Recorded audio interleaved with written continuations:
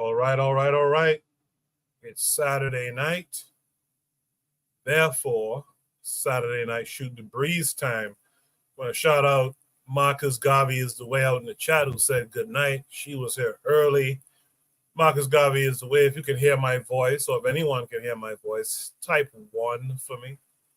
Let me know that you can hear my voice. It's Labor Day weekend here in the States.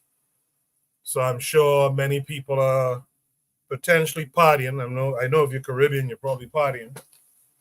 But hopefully you guys will join us tonight. And we will have a good conversation all the same. Tonight, we're going to talk about, can we get off of Egypt's you-know-what and get back on West Africa's already? We're going to try to answer why is Buju Banton so vexed at Afrobeat. We're going to try to understand, in the instance of war between an African nation and America, who will the Black American choose? We're going to try to answer, are we killing each other because it is profitable to Europeans? Or is it even deeper than this? Lastly, we're going to discuss whether the upcoming U.S. elections, if the fix is in, no matter what, I think that'll be an interesting conversation as well. No one give me the one symbol to let me know if you hear me, but I do believe my audio is coming through. What we'll do now is we will officially start the broadcast. Okay, there goes the pro-Black perspective. He gave me a 1. Trigger Happy gave me a 1. Okay, cool. We'll officially start the broadcast. And on the other side of the intro, I'll drop Shoot the Breeze topic number 1, as well as introduce any and all panelists and folks in the chat who are present. So please stay tuned.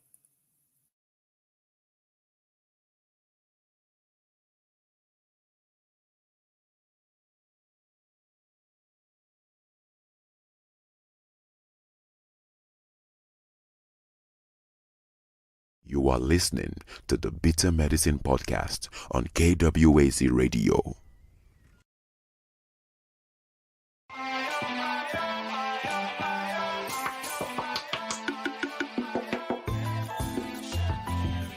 Welcome to the Bitter Medicine Podcast, where it's all about Black empowerment.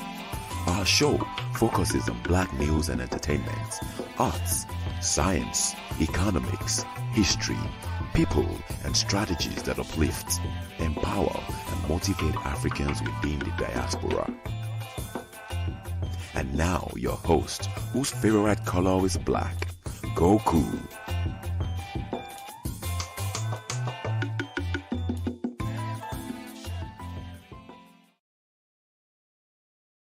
Welcome back to the Bitter Medicine Podcast. I am your host, Koku.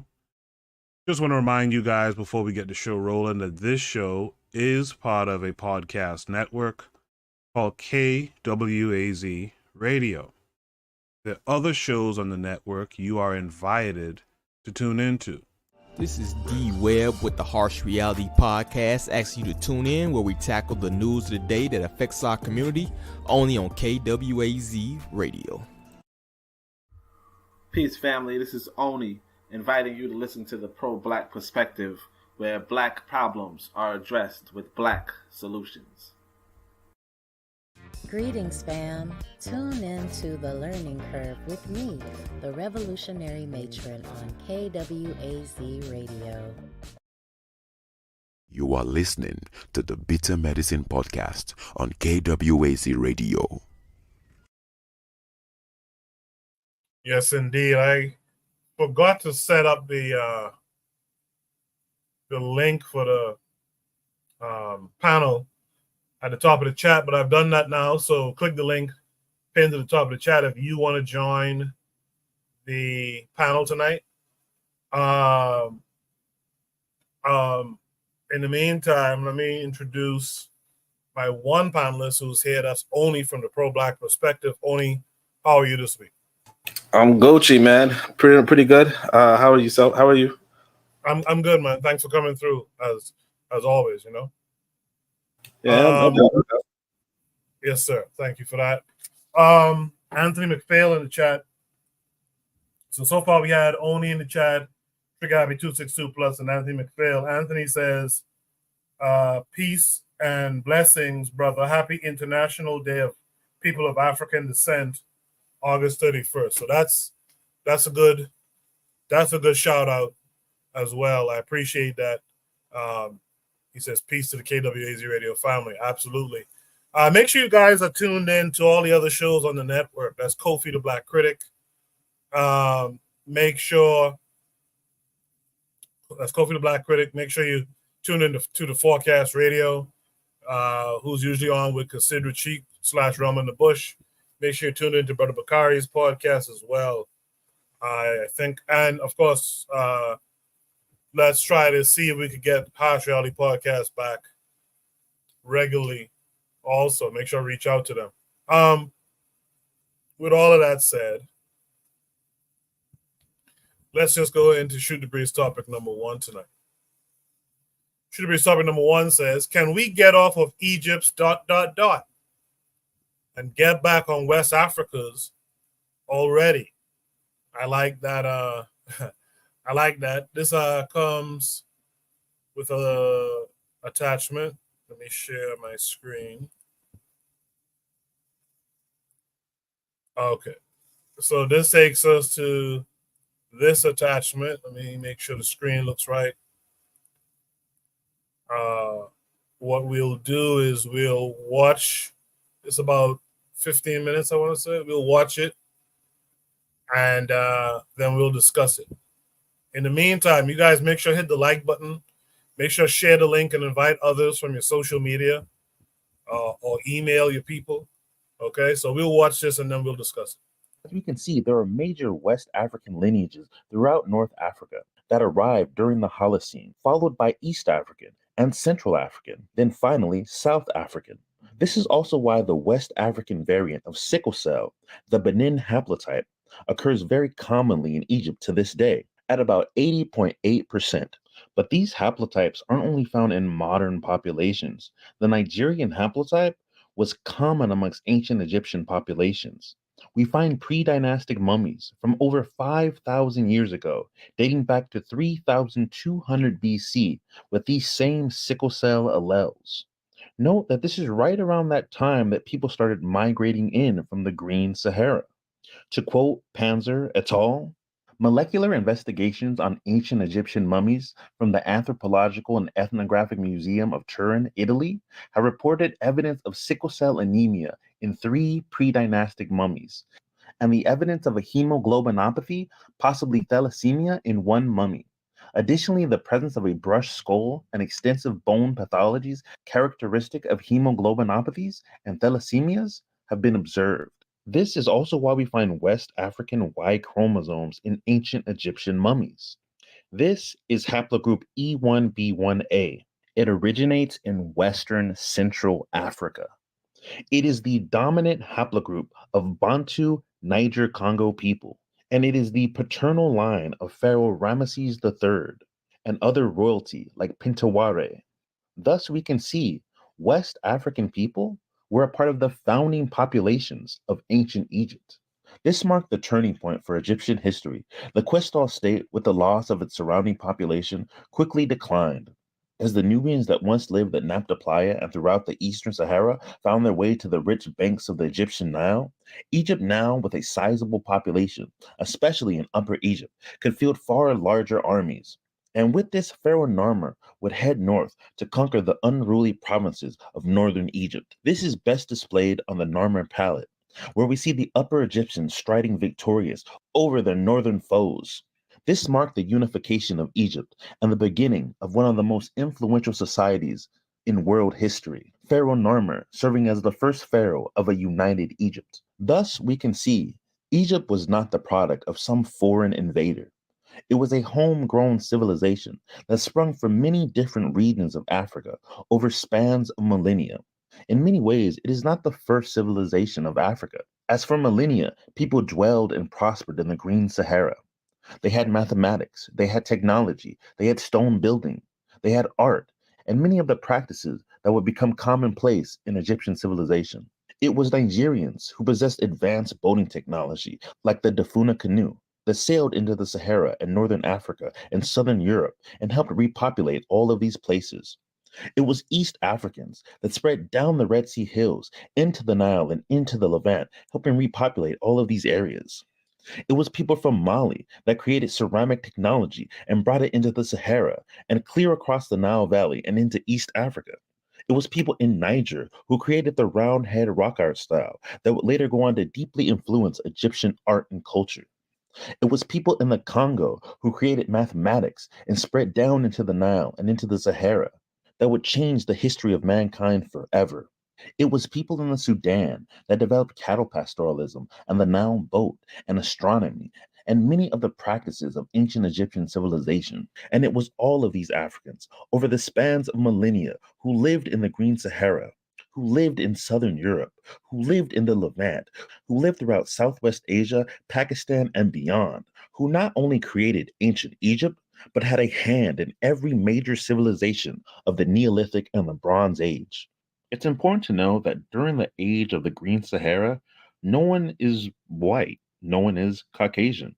The people that live in Southern Europe are a mixture of African and Orignation. The people that live in the Fertile Crescent are indigenous Levantines admixed with Africans, the Natufians, as well as other populations throughout the world. The original populations on the earth are all melanated. They're just types of Africans, and that includes Europe. These were deeply melanated people admixed with African populations from the Green Sahara. The reason people don't look African anymore is because of the Ice Age, or more specifically, people in Central Asia during the Ice Age. They developed a mutation on a gene, and it basically turned off all of their melanin. As those peoples are from the Caucasus, we call them Caucasian. As they moved down into other parts of the world, they brought with them Indo-European languages, as well as that mutation for the absence of melanin. They mostly replaced and subsumed older populations in Europe and the Middle East. This is best described with who lived in Europe during the Neolithic. As we know, primarily West Africans sailed across the Straits of Gibraltar and into Southern Europe. There, they peacefully mixed with the Orignation people that lived in Europe at that time. These people would develop a peaceful matriarchal society. They were farmers and deeply spiritual, and like their cousins in Africa, they built in stone. These are the people that built Stonehenge. So, what happened? Around 3000 BC, the Yamnaya tribe came down from the Caucasus, from Central Asia. These people were not stone builders. These people were not matriarchal. These people were barbarians. They spread like a plague across Europe. The devil on horseback. They killed every single male of the Orignation, replacing 90% of the DNA in Britain and deleting all male lineages of the original peoples of Europe. This was the first genocide in human history. This is why people do not look black anymore. As Indo-European languages and peoples spread, it changed the genetic makeup of much of the world. The way people look in Europe and the Middle East today is not their ancestral state at all. But these migrations happened late in the Neolithic, only about 5,000 years ago. By that time, Egypt and Mesopotamia and the Indus Valley civilization were already up and running. This is why when people ask if ancient Egypt was founded by Black people, it's always very funny to me. During most of the Neolithic, even Europeans were Black. So, why doesn't anybody know this stuff? That has to do with European colonialism, especially when we talk about Africa. Some of the greatest monsters in history were European academics in Africa. Guys like Petrie, guys like Reisner, guys like Verlini, guys like Frobenius, guys like Lot. It's these guys and other academics of their ilk that said Great Zimbabwe was not built by Black people.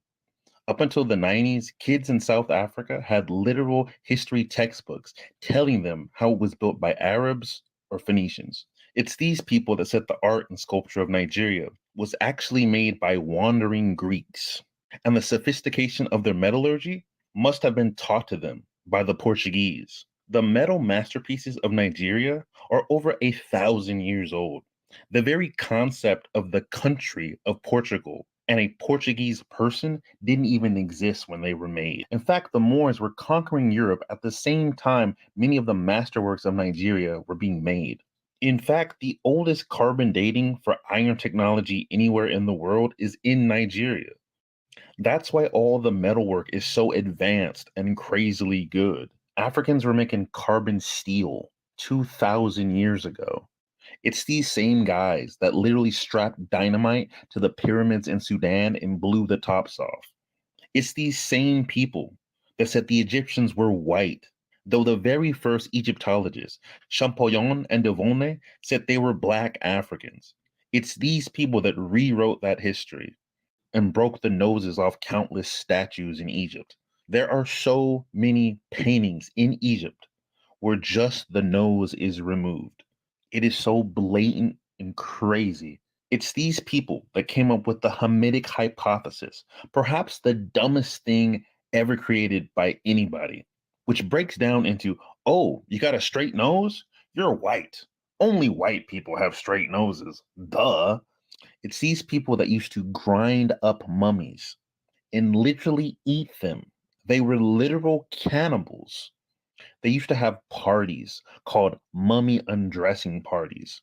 These people literally went into the Sahara, erased paintings that are thousands of years old, then hired teams of artists to fake forgeries so they could say they were Greek.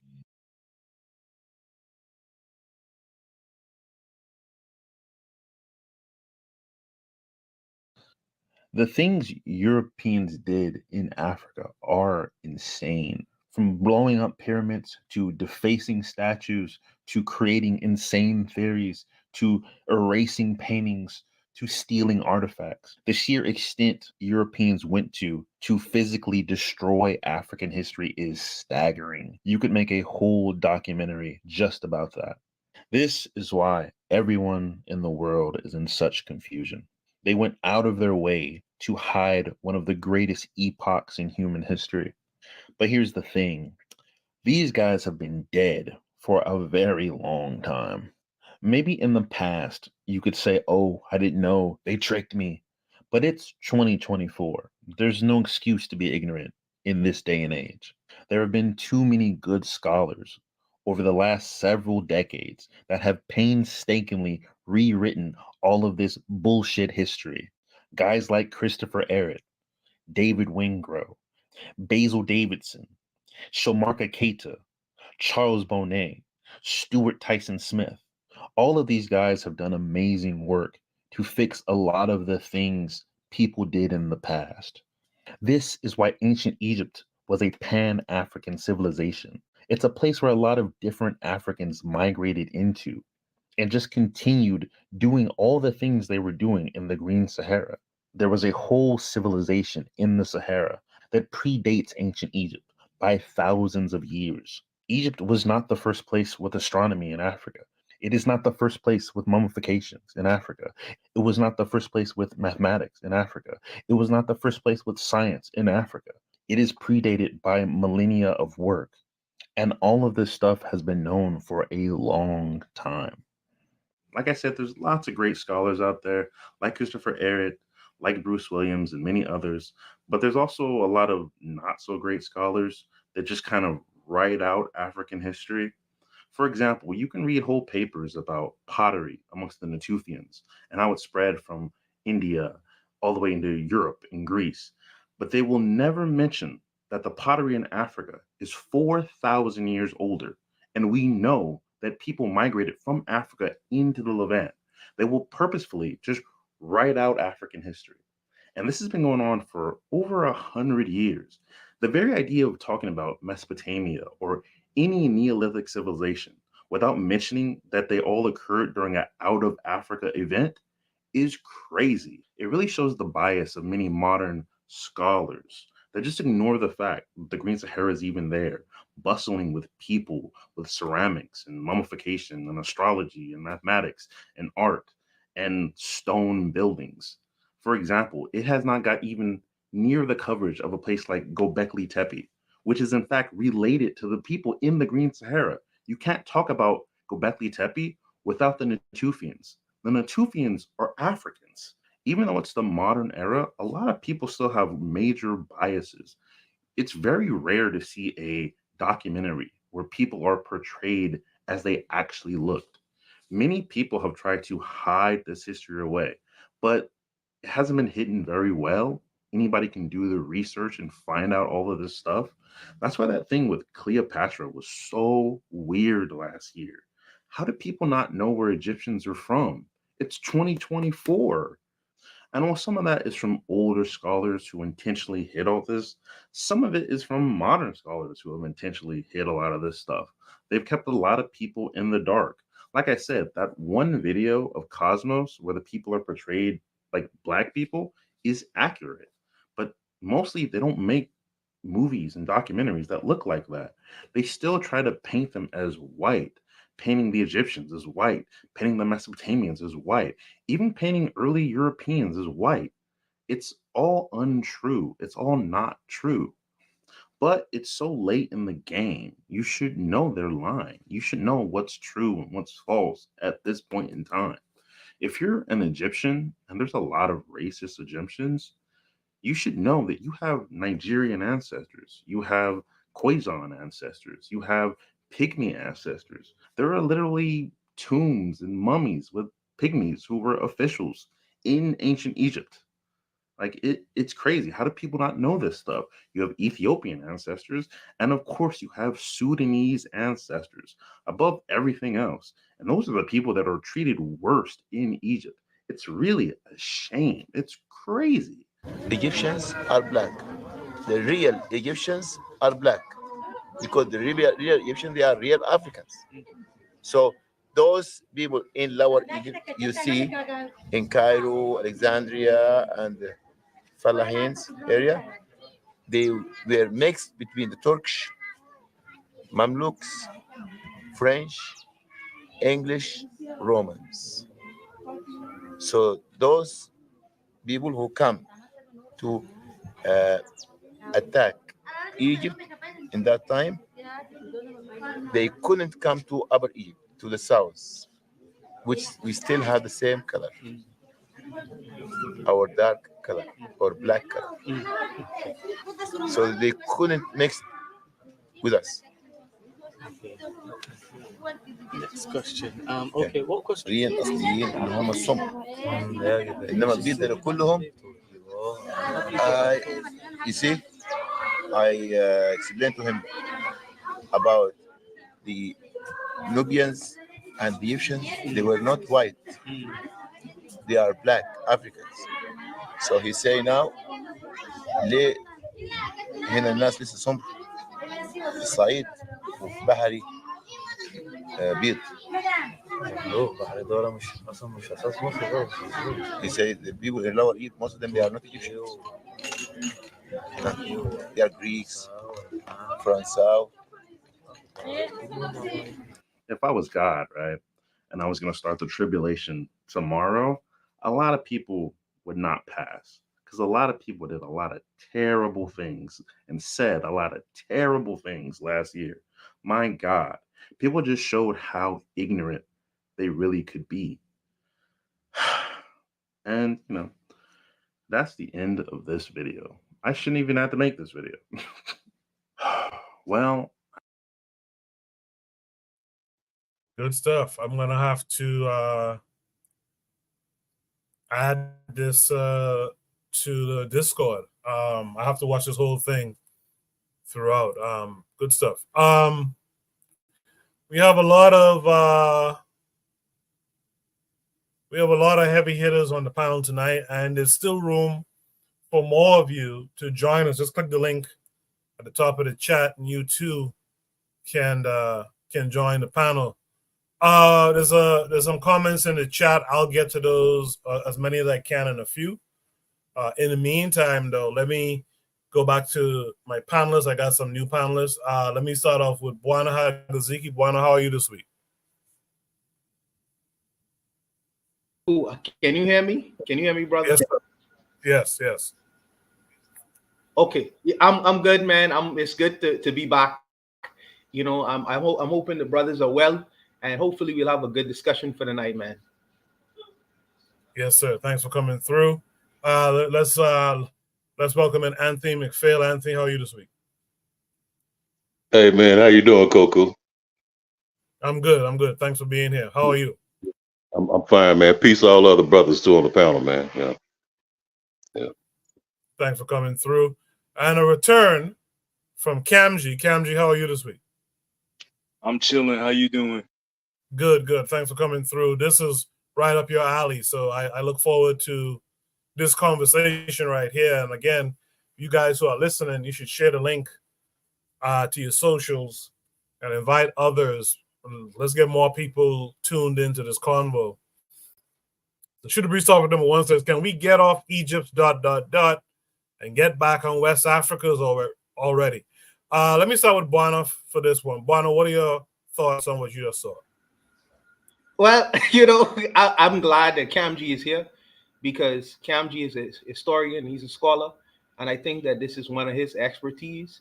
I think that it'd be more fitting for him to give his opinions on these matters because for me, you know, I have imbibed the language, you know, well, the history in terms of some, you know, just a periphery of what went on in ancient Egypt from the Dr. Men's and the people like that. You know, I've imbibed a lot of that information. I think that you have people who specialize in it and become expert at it. You know, like the brother Kamji Verse and Jabari, and these are the future scholars from the Dr. Benz. They kind of like took up the mantle. For me, I'm glad that I know the information.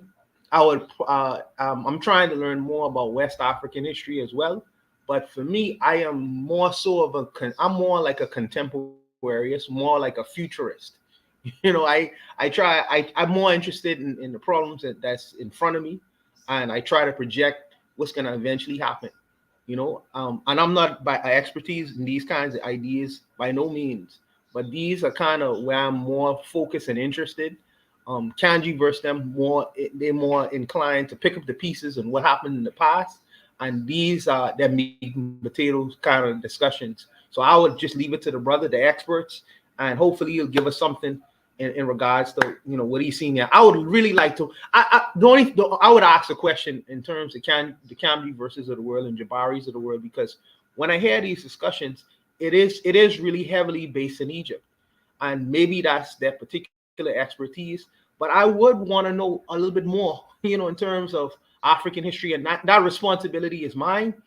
But because they are the experts, you know, in terms of being on discussions and having debates over these kinds of things, I would want them to steer the direction of the conversation sometimes towards West Africa, since many of our people would have come from that particular area, and possibly make these kinds of connections when they have discussions on it. So I'll leave it there, and I'm eager to hear the brother's response. I appreciate that, Buana. Yeah, I'm curious to hear what Kamji would say also, as far as I remember Kamji saying that the people who are in West Africa now are not the original people there. So in this video that we watched, is it, and I'm going to get to Kamji, I'm just throwing this out there, is this, are these people that he's mentioning from West Africa who goes to Kemet, are they that original people and not necessarily related to us people? With that said, though, I don't want to overlook this next brother who's a historian himself, Anthony McPhail. What say you to what you just saw? Yeah, man. Excuse me. Yeah, you know, I'm the I'm the kind of brother who I've always like wanted to hear the conversation expanded. You know what I'm saying? I always thought that we talked a lot about the Nile Valley, in particular Kemet, and it's great. It's great because I can understand a lot of our scholars. Like, you know, we go back to our Dr. Asa Hilliard's, our Dr. Jacob Carruthers. You know, our present day scholars like Brother Anthony Browder, you know, Dr. Greg Carr.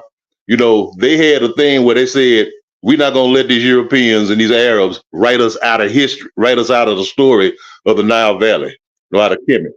You know, so I can understand that part. I understand that part, you know. But my thing is, I agree with that. But my thing is, Africa was much more, than the Nile Valley. I mean, than Kemet. And I know that Kemet was one of the great early civilizations, but it wasn't even the earliest. I mean, we don't study a lot about the Kerma civilization, based in northern Sudan. And about the civilization that preceded it, was known as the Tasetic civilization. Which also preceded the Kemet civilization. It actually had a close relationship with it, with the Kemet civilization.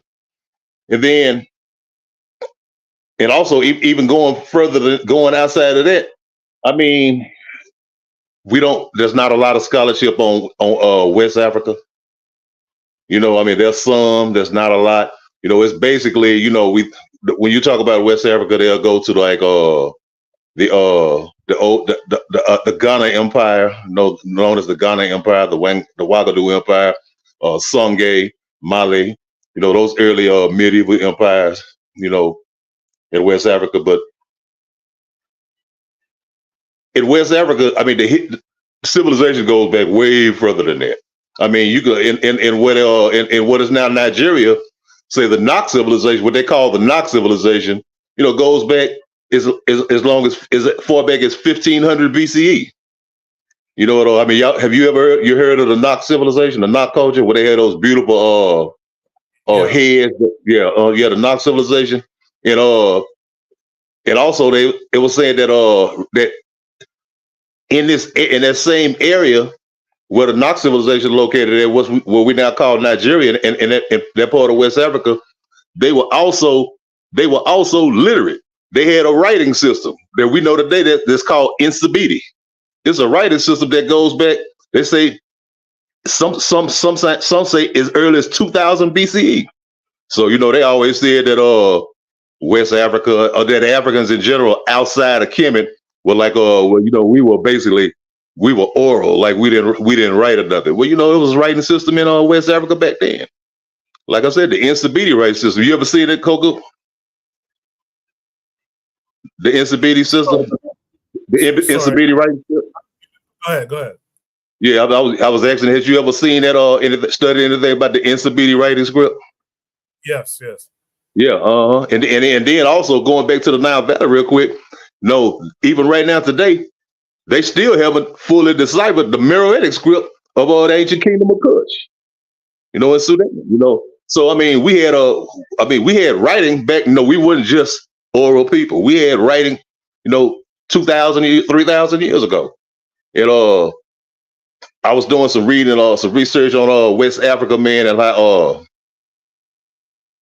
that West Africa at a period of time, it was far more urban. It was a far more urban civilization, urban cultures that we give credit for, that we knew, that we thought. Like they said there was many cities in West Africa at one time, and the particular culture that I was doing some studying on was what they called the Dartchich civilization. I think it was based like in what's now like in part of Mali and Mauritania, and they have archaeologists tripping all over everything in West Africa, and like they've discovered this. They've been doing research on this Dartchich culture in a city, in some cities that this culture had built, stone cities that date back. The one particular one that they call Dartchich date back to like 3,500 BCE. You know what I'm saying? 35. I mean, that'll be around roughly the same time that the early development stages of the Kemet civilization, at least the state formation. But yeah, I don't want to go on too long, man. I just want to just put some of those things out there. I knock off right there. No, we appreciate the knowledge. Thank you for that, Anthony. Let me hear from Kamji next. Kamji, did you see that video? What are your thoughts on the information provided? Yeah, basically from the Above the Clouds YouTube page. I think he has a good page. He presents a lot of good information. Personally, when you're dealing with scholarship, it's not divorced from the political, the overarching geopolitical context and construct. And when you're having this conversation, the original discussion was whether or not black people are humans and whether or not black people have the ability, to develop civilization. Whether black people are in the same species as what the Europeans saw as, civilized man. You have certain people who would argue that they're primitive, that black people are primitive. Others who may say that black people are just barbaric. Maybe they have the ability to be civilized, but they're just deviant tendencies. And all these conversations, they boil down to what was called the social classical evolutionary period. Basically, where scholars, they applied Darwinism to their understanding of material culture evolution.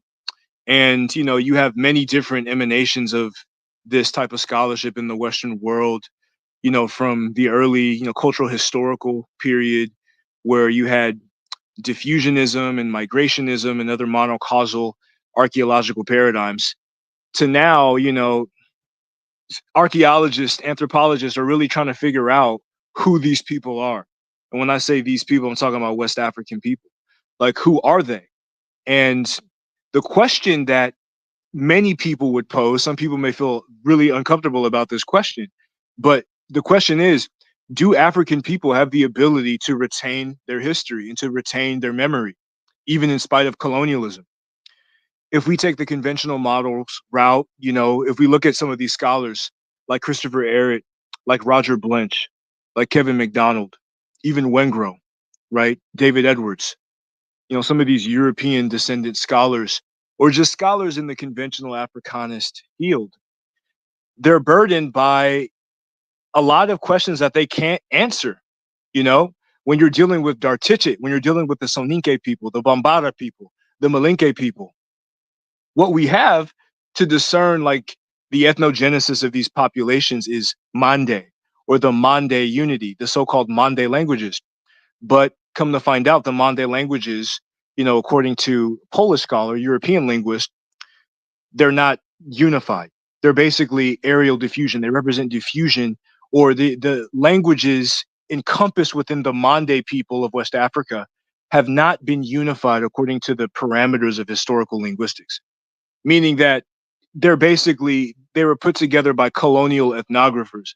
European linguists, did what Greenberg classified as mass comparison and lumping these different families together into one, or these different languages together into one family. And this is not a coherent reading of African history. This is not a coherent understanding of what went on.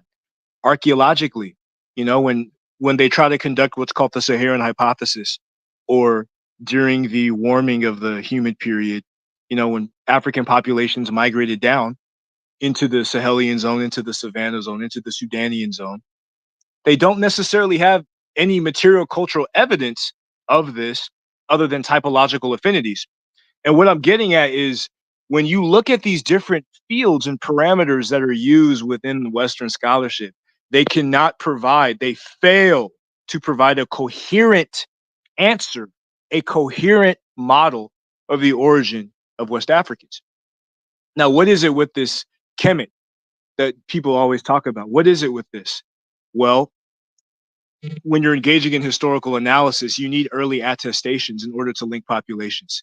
In the same way that Sanskrit is used in Indo-European linguistics to unify these different nodes, the Met-Remen-Kimi, ancient Met-Remen-Kimi, or what people may call the ancient Kemetic language, this is the earliest attested African language. And the question that we must answer is if these are separate, if this language is separate from the languages of West Africa, we should not be able to find any cognates. There should be absolutely no cognates. If it's under the boundary of what Greenberg classified as Afro-Asiatic, right, Nigritic or Niger-Congo, Nilo-Saharan, etc., you should not find any cognates between any of these languages. This fails when you find cognates between Hausa and Met-Remen-Kimi. But some people may say that's Afro-Asiatic. It fails. Look at Bintu Saluma Dukure's work in Mandinka, when you find cognates between Mandinka and Met-Remen-Kimi. Gilbert Ngom, when he finds cognates between Sawa and Met-Remen-Kimi. and so on and so forth, following the Obangian, linguistic model. So if you're to understand West Africa in the way that West Africa centrist, like Sheikh Anta Diop, who's the majority of his work is about West Africa. The vast majority of Sheikh Anta Diop's work is about West Africa. If you're to understand West Africa using coherent models, using oral narratives that these populations have left, using pluridisciplinary analysis, transdisciplinary analysis in different fields, and you find ancient Kimi as a reciprocal reference system where these ancient Africans describe themselves as black. And then you go to the Yoruba and you see Odulawo, which is black human. When you go to the Wolof in Senegambia, and they say Nit Kunul and Rau Nit Kunul, when they define their land as the land of black people. The Igbos, when they say Ndi Isi Oje, the Isi Alan, the Isi Oje. The Madumba, West Cameroon, Cha'ab Nessa, when they defined their land. And the earliest reference of this is in the Old Kingdom with Nisut Messi Pepira. And he associates himself and the people with black as divine. This is an obvious ontological basis for the unity of these cultures and languages. And I don't want to go on forever, but I'll just leave it at that. Well, I appreciated that, Cam. Just hang around for a bit as we get every panelist's thoughts, and then we'll try to get to some secondary questions as well. With that said, Oni, can we get off of Egypt's ... and get back on West Africa's already? What say you? Yeah, I don't know why you got me following that, brother. But yeah, appreciate it, Kamji, and everybody else on the panel. Yeah, I mean, I thought that I think the video, the overall video, was pretty good, but I also I'm kind of the camp that some of conventional knowledge, if you will, isn't present there.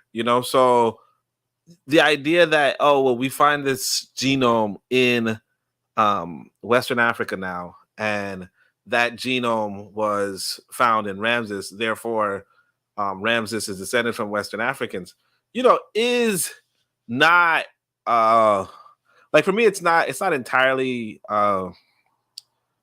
let's say flawless, or in other words, what I mean is that it could just as easily be that a descendant of Ramses went to Egypt afterward. A descendant of Ramses went to West Africa afterward. It doesn't have to be that Western Africa and that Western Africans went to Egypt.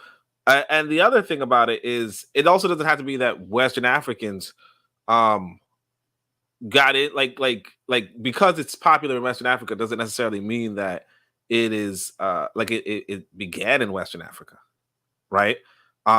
Because one of the things that what I guess most people would point out is that during the time of ancient Kemet, or at least during the time, or probably let's say during the time of the Green Sahara, whatever you want to say, right? It seemed like Western Africa was underpopulated, and moreover, it might have been like a forest, like a deep forest, a lot, because of what we call climate change, I guess, right?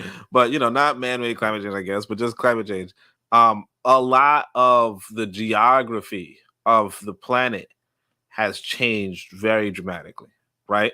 So my opinion is, of course, that there was a predecessor culture in I guess they call it the Sahel, or the Green Sahara, whatever you want to call it, right?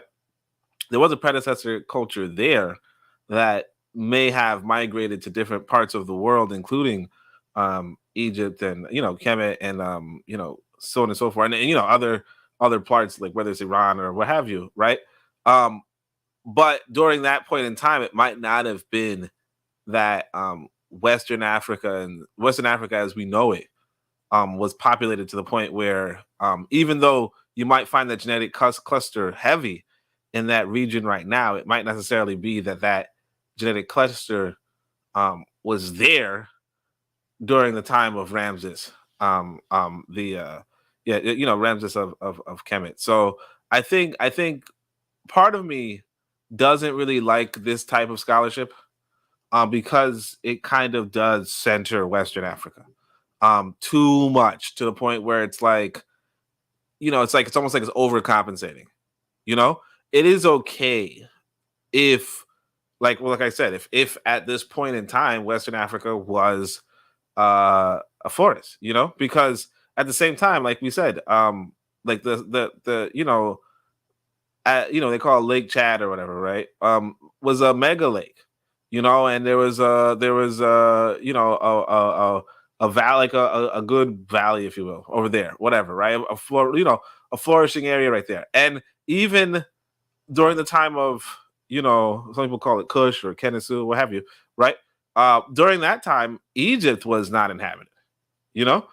Egypt was a like a wasteland, and so you had the Africans of Kennesu, if you will, who terraformed Egypt in order that it could be habitable.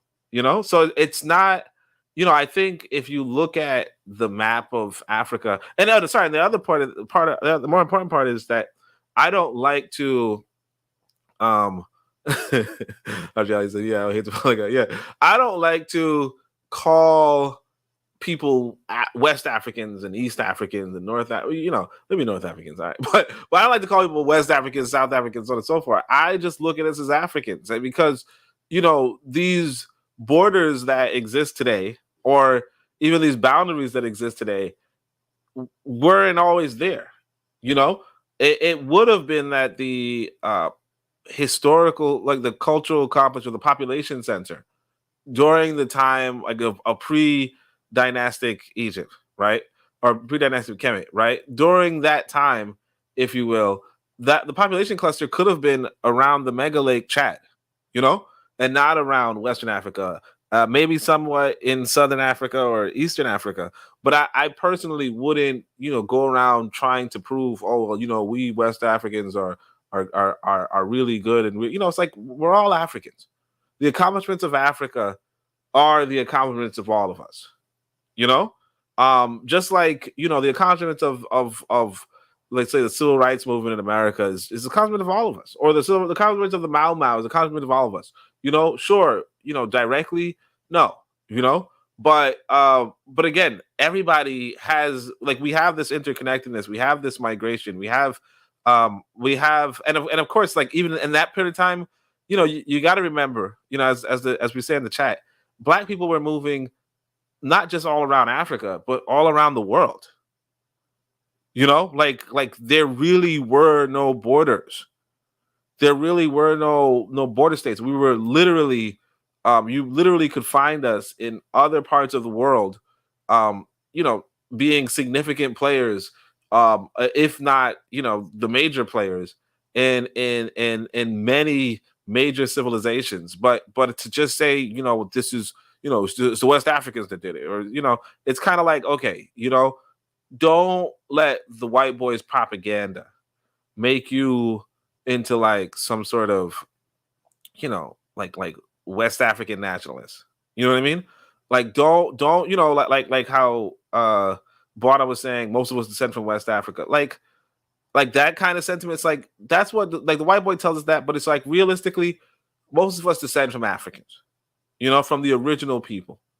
And sure, this white boy showed up on the Western, the Western part of Africa to do his huge human trafficking campaign. But that doesn't necessarily, like just because he showed up in Western Africa and just because he talked crap about Western Africans, it doesn't mean that, doesn't mean that we're a different people. It just means that we were, like, at that point in time, right? Some of our ancestors were nearby the coast, or at that point in time, some of our ancestors were in the central interior. That's all it means. It doesn't mean that we were a different people or we were a different so on and so forth. It just means that some of our ancestors were just on the western part, and some of our other ancestors, or some of our cousins were on the eastern part. That's it. Well stated. I appreciate that, Oni. So now everyone has heard everything everyone else has to say or had to say. Do we have any follow-up thoughts from the panel? And then I'll read some comments from the chat. Yeah, yes, I have a follow-up question. I wanted to ask Cam Verse, because he said that some Africans in Western Africa refer to themselves as black, and I'm asked, the question I have is, were they referring to themselves as black in terms of how we refer to blackness today, or did blackness back then have a different kind of meaning? Like, I think that I heard someone said blackness was related to purity. Some people would say blackness was related to power. So were they referring to themselves as the pure people when they use that phrase in terms of blackness, or were they referring to that term in how we reference that term currently? That's the question I have for him. I would say yes, in terms of the contemporary idiomatic expressions: black pride, black power, black is beautiful, black is strength, pure, like all of these things. They definitely are using it in the same context in which we are using it today. Absolutely. I would say the only difference, in terms of the sociocultural context of this Western world and a specific, biogenetic theory of subspeciation, within Homo sapiens sapiens, what some people may refer to as racialization, that's not there. But the association of blackness as our origins, as divine, the depiction of the cosmos, the originator of everything, absolutely, it's 100% the same. Okay, that's my only question. All right. Appreciate that, Buana. Thanks for that. Camji, any other comments from the panel? Yeah, I'd like to make a comment, Coco. Yeah, go ahead. Okay. Yeah. Addressing what the brothers just got through talking about. I was reading some of Dr. Bonseki's work and Dr. Asa Hill work, where they was talking about that very same thing about blackness and how African people have viewed blackness. Where they would particularly talk about people in the Bantu in the Congo. Bantu in the Congo kingdom, in the Congo area, the Bakongo people. And where they said that, where they were talking about how the blackest person was the most beautiful, the darkest skin, where they was talking about that. That's one thing I just want to address. They was just saying that right then. But the other thing I wanted to say was when the brother was talking about those the different the language. What is the brother's name, man? Kamji, what is the name? Yeah, Kamji. Yeah, I didn't want to get your name wrong. I'm sorry, brothers. Kamji. Yeah, Kamji. Yes, sir. Okay. Everything that you was talking about, man, I sat up and listened to Dr. Obadiah Kambon talk about the same thing. You know what I'm saying? Yeah, he's a historical linguist out of Ghana. Yeah, man. I listened at him and his other brother, I think Asar Imhotep. I think it was him. Yeah, they had like a 2-hour debate, you know what I'm saying? But yeah, Asar's been, I want to get Asar. I mean, if he got on this panel, I've been trying to have a conversation with him for a long time. Yeah, two deep brothers. It's his information. I don't necessarily agree with. Yeah, me neither. Hey, but the last thing I just wanted to address, like, not that brother was saying it, but I was like, when he was talking about the West African thing, I was from my perspective, I was thinking that the topic was like when we gonna get over Kemet.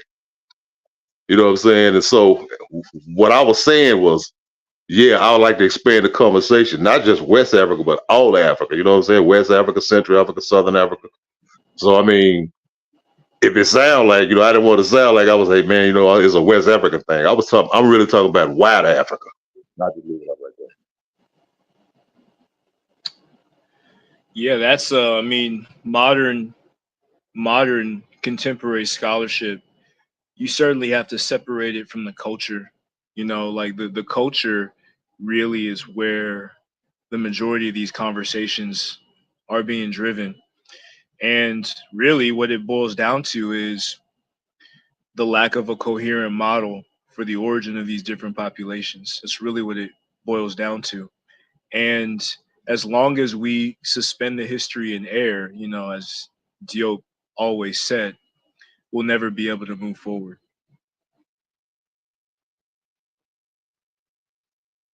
I appreciate that, Cam G. And Anthony, I just have this one quick question.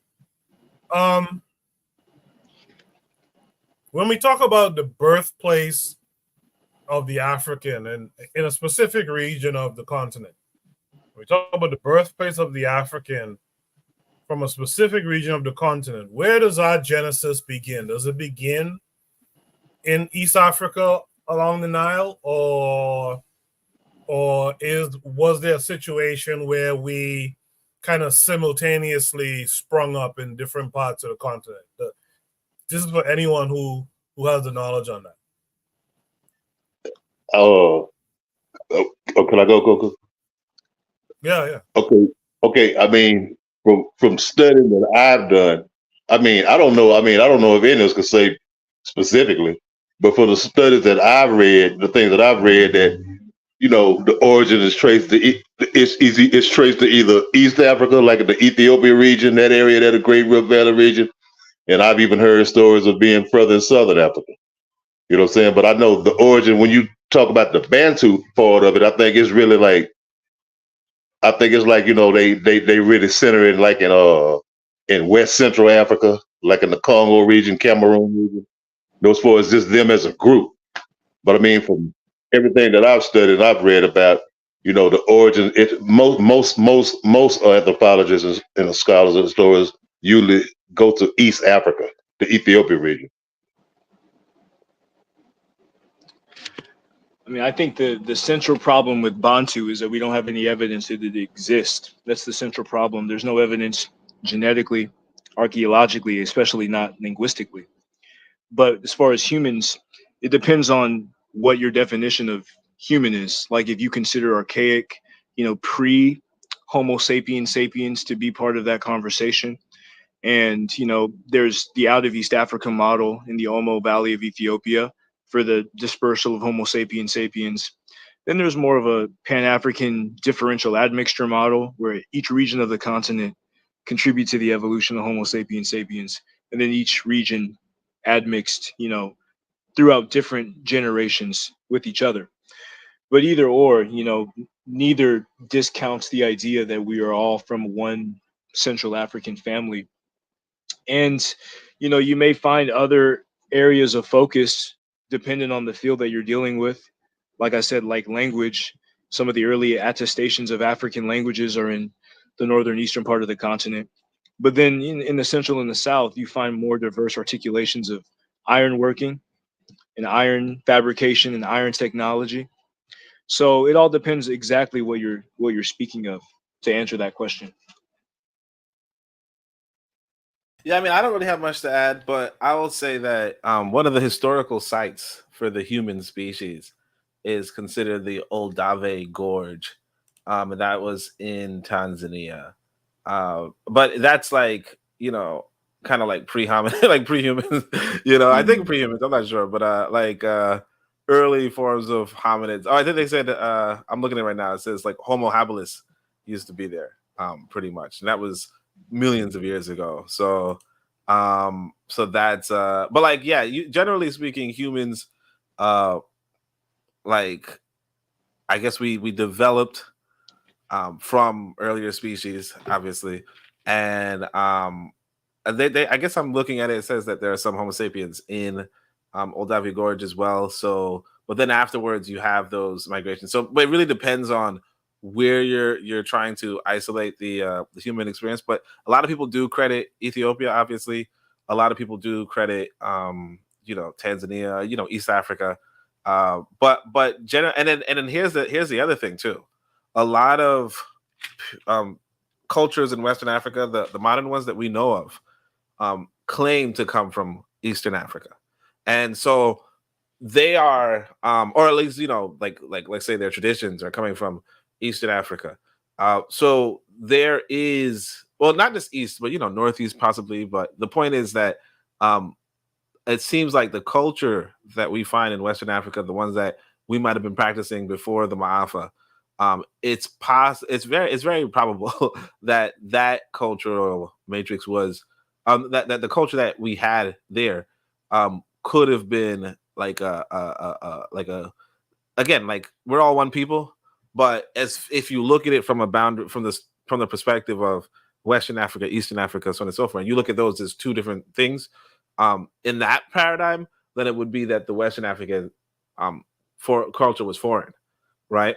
But of course it's not foreign because they're all Africans. But the major thing is that I don't think most people would credit Western Africa for the beginning of the species or the beginning of the cultural matrix.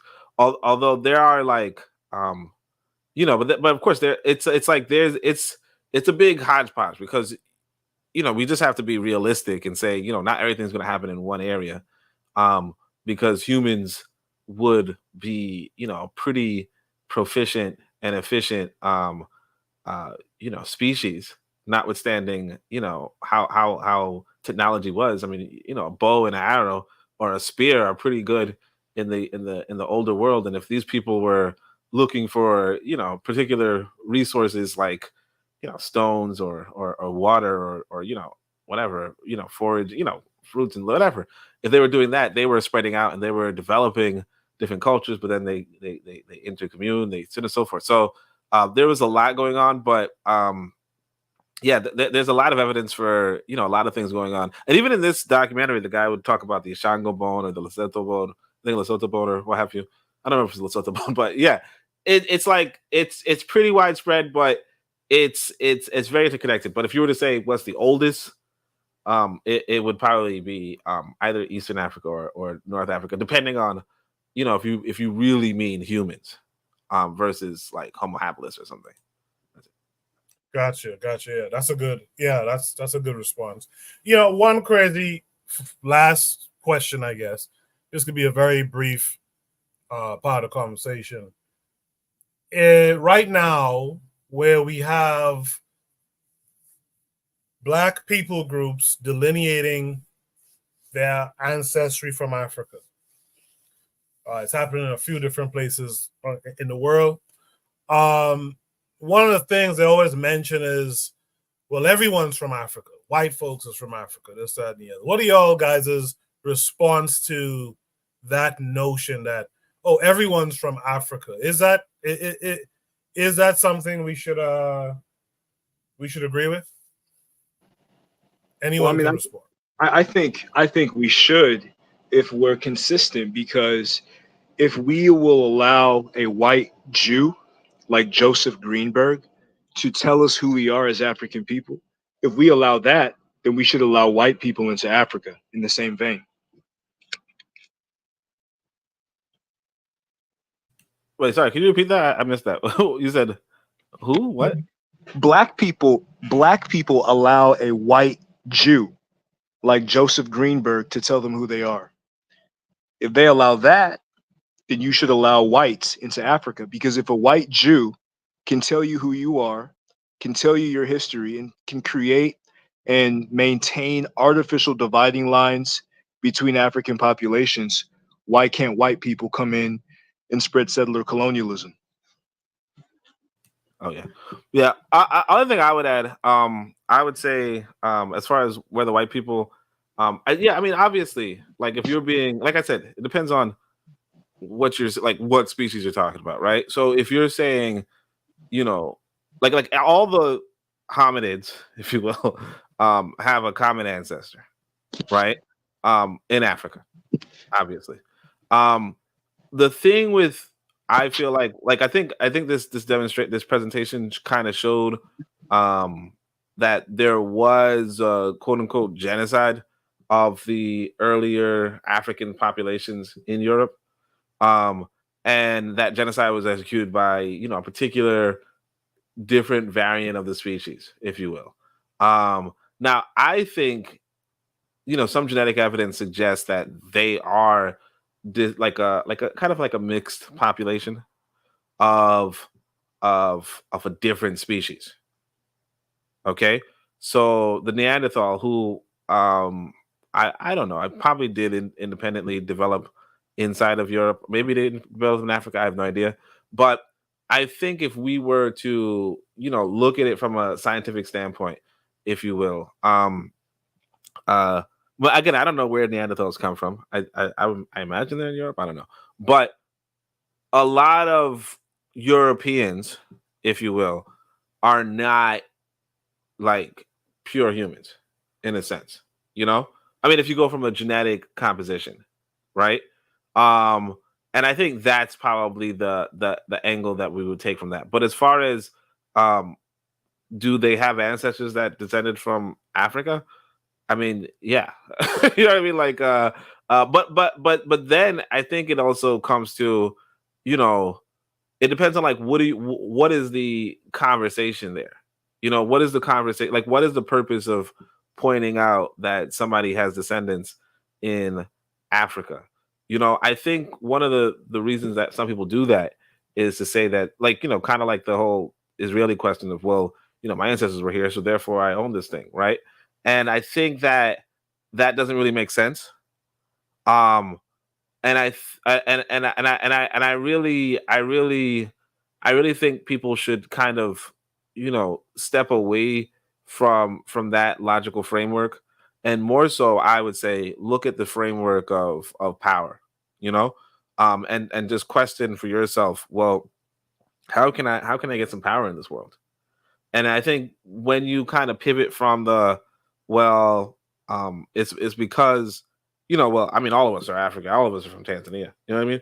All of us are from Kenya, or something like that. Because I think the Kenyan president said something along the lines of like, everybody, all humans come from here, so everybody's gonna be visa free or something, right? But it's like, if you, I think that would be a disservice if you don't focus on, well, how can I keep from becoming, genocided? Because if you look at what happened in the last 500 years, well, I'll put it this way. I think I put this in my latest book, but 500 years ago, there were, if you will, 5 races on the planet. If of course, people don't like the races kind of category, but just to say, there were, I mean, I guess the comedies credit, I'm kind of using this white boy's definition, but the way how let's just pretend that these are, like, just for the sake of the conversation, that there were 5 different groups, right? There were the Black Africans, if you will, and the well, let's just say 5 continents, right? So there were continental groups, let's say, right? So there were the Europeans, the Western Europeans, if you will. There were the Asians, there were the Africans, there were the Australians, there were the Americans, right? The Native Americans, right? The indigenous Americans. And these Europeans got out of there, and they slaughtered the Australians and the Americans, right? And afterward, they attempted to slaughter the Africans and the Asians, And so putting that in mind, it's like, okay, who cares if they're from Africa? Do you want to end up like the Native Americans, the indigenous Americans? Do you want to end up like the indigenous Australians? Do you want to say this land belongs to everybody or something? And to what purpose? These people have an agenda. Okay? They have an agenda. Who knows why? But they had an agenda, and they like I said, they slaughtered the Black population of Europe. So what are you going to do with that information? Are you going to say, hey, look, we're all one species, we're all one, or are you going to just fess up and say, hey, you know what? Maybe I need to go where I can defend myself. And if that stronghold that I can have is in Africa, then so be it. And that's really, I think that's what it really comes down to. Like, where can you get a stronghold? That's the historical vision, and I feel like that's the more accurate vision for our people. I'm glad I asked that question. I really appreciate that response, Oni. Does anyone else have any last thoughts on this prompt? Only just to buttress Oni's point, That's the reason why our understanding of black people, black and the land of black people, the black nation in African languages is very important. Because there's a reason why the Yorubas, the Igbos, the Soninkes, the Songhais, they define themselves as black. And they define outsiders as white. There's a reason for this. And we have a classical example that we could relate to our languages genetically. So we shouldn't forget about that. It's very important. It's the land of black people. Much appreciated. All right.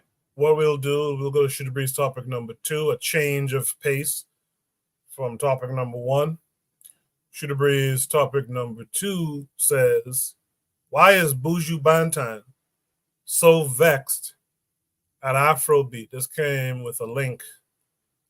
We'll watch the video and then we'll discuss it. Out there. We have sat and we have watched reggaeton take it. That fuck with our music so hard and stolen our culture. I'm not knocking nobody, but you don't give us no respect, motherfuckers. Tell me one Afrobeat song that can uplift us. Uplift us, take us from Kenya is suffering. People of the young men of Kenya are revolting. South Africa is on Sudan, South Sudan, you name it. But which one of these songs can I relate to for a peace of mind to tell me that I'm in the struggle and we are going to be better in the struggle, and even though the struggle is hard, we're going to overcome? Tell me. The greatest musician out of Africa was Fela Kuti, Lucky Dube from South Africa. We had Salif Keita. We have Youssou N'Dour. We have Baba Mal. Now, no one wanted to go beyond the pale of what those brothers was doing. I went to Africa in 1991 and I spent like 3 weeks constantly at the universities under baobab trees, in Kenya, educating people from Ghana, all over the continent about reggae music and dancehall. But I was happy when they came to their senses to realize that music is the bridge that's going to connect us. But what I was disappointed in, they didn't try to connect with Jamaica the roots. They connect with everyone else except us. You talking about Afrobeats? Yes. Okay, continue. Sorry. So they connected with everyone else except us. But when we look at what they're doing, their music is not free in Africa. It's far cray. I didn't know what to say. Music need to free Africa. If I am all the way in Jamaica and my country and my people fight for free your continent with word, sound, and power, and you have the ability now, and all you're singing is fuckery, you don't sing a song to free Africa all now. We need them bringing this to the forefront of your mind, but we desire more from them. You want the money? Go get it. But what's going to be said about you later on and your posterity? You didn't make any impact. So reggae music still stands predominant. It is still the king's music. Yes. Tell me one Afrobeat song that can uplift us. Uplift us, take us from Kenya is suffering. People of the young men of Kenya are revolting. South Africa is on Sudan, South Sudan, you name it. But which one of these songs can I relate to for a peace of mind to tell me that I'm in the struggle and we are going to be better in the struggle, and even though the struggle is hard, we're going to overcome? Tell me. You know what? So, I don't think I can. Reggae music. Right. Listen. Right. And you still expect us to kowtow and act like we take something from you? This is the king's music. Your music shall come and it shall go, because it has nothing to do with soul. It has nothing to do with building energy. Our music is time marker. You can remember when you went on your first date, when you had your first sex, when you marry your wife, when you go to the first dance. It's time marker, because it's the king's music. Yes. You can remember when you're happy. You can remember when you're sad. Yes. You can remember all the things, because there's a music to mark that time period. Right. But everyone wants to take from reggae. You want to ostracize us, underpay us. Really? Afrobeat is from Africa, but the influence, you know what I mean? But and I'm sure that the Afrobeat artists will say to you, oh, Afrobeat has nothing to do with Jamaica. And we'll say to them, our music has everything to do with Africa. Right. We don't dichotomize. We don't separate ourselves from Africa. No point, no time, no day. Because the drum in our music is what speaks to our soul. I think the drum in your music speaks to your soul. But what are you saying? It's important for you it's easy for you to have anybody to listen to you. Right. Just don't get that wrong. Right. But what do you have to say to them? There's the hard part. I was thinking about Joanna, and I was like, that's not uplifting. I was like, maybe I should close my mouth. Yeah. It's easy for you to have the masses to listen to you, but what will you say to them? You know, we gone from people singing about the freedom that they desire, people singing about the hope of their nation rising to the apex, a hope of their people and the young man them realizing that this is a great nation and they need to take the bull by the horn, to someone who's people want to plunge us back 45 years, 55 years to where it was peons. Now, if you look in sub-Saharan Africa, we see Africa rising up.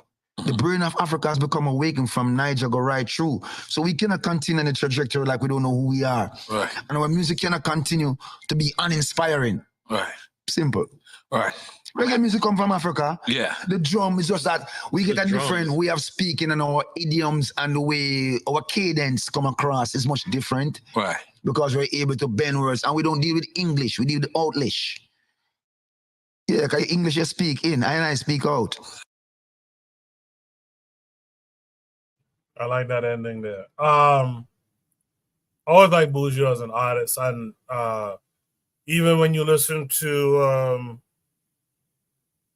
him being philosophical, like if you listen to his album Inner Heights, one of the greatest albums ever created, period, across any genre. Listen to it. It's kind of like Talking Blues, the Bob Marley album that they put out after his death. Yeah, I like when he breaks some stuff down, and a lot of people were up in arms a little bit about this.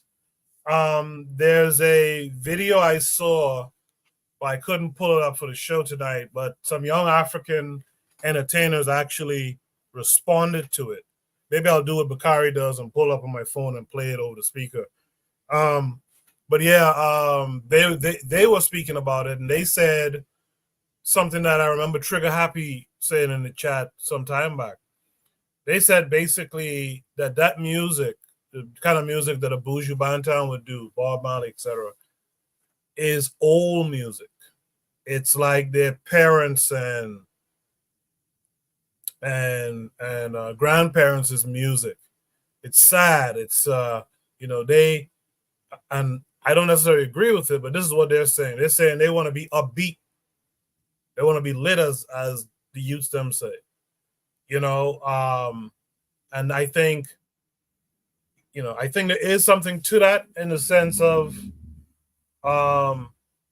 we haven't connected that struggle from back in the day to it's still an ongoing struggle. Afro Native World in the chat says it's a biased assessment. I get why people will see that too, because I'll be honest, I saw the whole interview, it comes across a little bit like you're upset that Afrobeat is kind of replacing reggae, particularly roots reggae. Actually all reggae, roots and dancehall. You're kind of upset that it's replacing it. It did come across that way, but let's talk about it.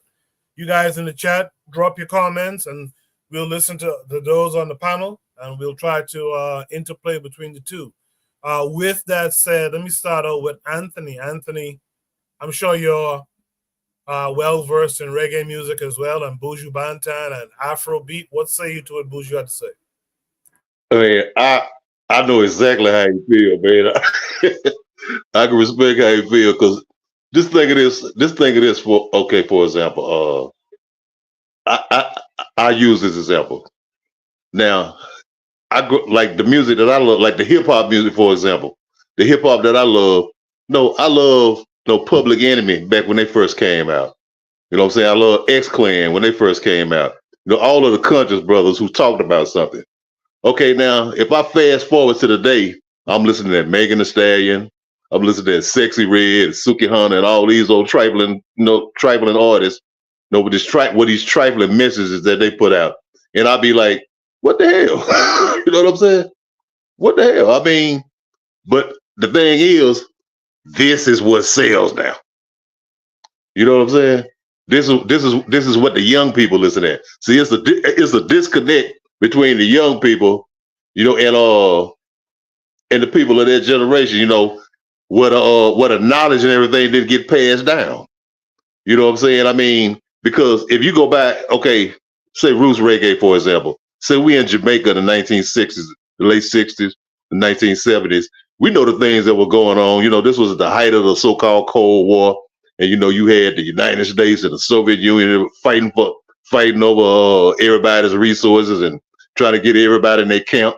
And, you know, and the artists, the reggae artists like Bob Marley and Jacob Miller, you know, and with Israel Vibrations, all, you know, the music that they sang, the music that they put out there came from that struggle, you know, for that living experience that our people were going through at that time. Well, you know what? Right now, today, it ain't that good in Africa today. You know, on the ground, like, you know, among the everyday people, it ain't that good among a lot of Caribbean people. It ain't that good among Black people in America. No, we still suffer from some of those same situations. You know, that produced the reggae music. You know, back, you know, that music with a message, or the hip hop music with a message. The same situations, but is that somewhere we didn't hand down the the information. We didn't hand down the knowledge to our young people that we should have, or however it happened. We didn't hand it down, or it got stifled. Where it did, it got stifled up because, you know, we went from roots reggae to dance hall. I remember when I first started hearing dance hall, you know, yeah, it's good. You could party and shake ass or something of it. But I mean, when I first started hearing dance hall, I said, man, this is the end of roots reggae. That's what I said to myself. This is the end of roots reggae. And man, I love reggae, man. You know, I grew up on it. But I'm saying I knew it was the end of it, man. I mean, as far as like being the major force that it was, because you know how reggae was in the 80s. The 80s was the height of reggae. Okay. You know, Fela Kuti's music, you know, the music where a lot of Afrobeat artists, you know, give credit to. Hey, you know, we love Fela. You know what I'm saying? But they message, you know, they message ain't nothing like the message of Fela. You know, they basically like, it's just like, you know, Afrobeat is a dance hall and modern and hip hop, and, you know, I mean, it's all, I mean, they're not thinking about no social consciousness, you know what I'm saying, or uplifting the people, and, you know, working for the people. I mean, this is about, you know, I'm gonna fake it till I make it. You know, I'm gonna go out there and get this money, get this bag. You know what I'm saying? It's just, but I can understand this frustration, man. But it's just, you know, it's a different day now. And I'm not saying this right. I mean, hey, I despise I despise this music today. I like hip hop. I mean, I like Burna Boy. I like Burna Boy. Burna Boy do some good music. But a lot of them, you know, a lot of artists on the continent, and, you know, our young people everywhere putting out some of this. They starting to put out some of the same old garbage that you hear here in the States, man, and everywhere else, you know. But I can understand where you're coming from, man. You know, and I know that, you know, sometimes it's a way you can say things that may come off and people will think that, oh, you hating on us. You know what I'm saying? But I understand where you're coming from, though, man. And I agree with him for the most part. I'll leave it at that. Appreciate that, Anthony. Yeah, there's something he said that brings it back to me. It brings it back to being a bit of authentic of a critique. He says, how am I in Jamaica singing about the liberation of Africa? You're on the continent, and you ain't singing about that. And that's been, if you pay attention to me, that's been one of my critiques of the continent, is like, you know, we talk about Pan-Africanism. Pan-Africanism on the continent is different than the Pan-Africanism that we here aspire to. You know, why is that? Where's the major movement? I'm not talking about the conversations, but the major drive, right, to connect from Africa to us out here in the diaspora. You know, that's my issue, and I think he summed up that sentiment pretty well. I guess Camji dropped out. Let's welcome in our brother Black Steel this week. Black Steel, how are you? I'm doing great. How are you, and how's everybody on the panel doing tonight? I'm great. Thanks for being here. So, what's up, Black Steel? What's up, brother? Oni. So, you know, I'm a big Buju fan. Actually, my first date with my son's mother was at a Buju concert back in 2001. So, when he mentioned about reggae music being timeless, he definitely that's funny. But my point, I agree with him. I think I agree with what he's saying. The music should speak to the conditions of the people, right? And I think reggae initially when reggae started, in the 60s, 70s, 80s, reggae was very much protest music. It was music that spoke to the needs and to the frustrations that people felt, not just in Jamaica, but across the world. I think what made reggae so popular amongst Black people is that no matter who you were, if you were a Black person, you felt something from that music. I remember um, Peter Tosh saying, no matter where you come from, as long as you're a Black man, you're African. And even though here I was, 16 years old, I felt that touched something in me to hear that, right? Even but Afro beats, it's more like feel good music. You got a nice beat, you can dance to it. You don't even understand what they're saying all the time, but the rhythm be kind of flowing, and the girls get in there and they shake it, they do the whine to it, and it's nice. It's nice. But outside of that, there's no deeper meaning and there's no deeper message to it. And I believe that it should be, right? And I guess that's what Buju's touching on. It's not there, but it should be. You shouldn't be afraid to speak truth to power. There's a time when even when hip hop first started, even though hip hop has strayed very far from its origins, when hip hop initially came out, hip hop was very much protest music. It spoke to the needs and the conditions of Black people, especially in the inner city, or in United States and throughout the world. But now, as it becomes commercialized and commodified, we start to see it's completely lost. It becomes sanitized. It loses that element of it that made it our music. And that's what happens, is that because we don't control it, once it starts to get popular, once the record executives and the streaming companies get a hold of the music, they sanitize it. They cleanse it of all these, revolutionary, thought-provoking elements. That's why Bob Marley's been reduced to just somebody who smokes weed, somebody who just wants to love everyone and feel all right, But the deeper elements of Bob's message gets completely left out. Same thing with hell, you can name any artist, really. You can name any artist like that. So I agree with what he's saying. I think that he's calling on those Afrobeat artists to step it up, to start to have more of a meaning within your music. Don't just, dance and have a good time and feel good. No, let's have some actual depth to your music. And it may not be popular, but I think it's important. Anybody want to put on Tim's, and I love Tim's. I'm sorry I missed her show when she came here, but I love Tim's, I love Burna Boy, I love all the Wiz Kid, I love them all. But let's have something that you can think about. If there's protests going on, and if I remember when there was, the police were beating on people in Nigeria, they were protesting some laws or whatnot in Nigeria. But yet, we're not hearing that from you guys. No one's talking about that. We're not hearing about what's going on in Kenya and what's going on in Burkina Faso. Like, none of that is coming up in your music. Now, I can go to Buju's catalog. We can pull up some some dance hall. That's fine. But then he's also got some other stuff. I think he just wants you to expand. And people get upset about it. I mean, it is what it is. But I do think he is accurate in his analysis. So I'll leave it there. Thank you. I appreciate that, Black Steel. In the chat, but Bakari said Buju Banton was the first concert he ever went to. He was in Richmond, VA in 1993, Club Ivy. I like to hear things like that. That's real cool. That's back when Buju was really doing dancehall at the time too. With that said, let me hear from Oni next. Oni, what are your thoughts on what Buju had to say? Only Rasta can liberate the people. Just all right. Valleys. Exactly. Hills and valleys, boys. All right, let me stop.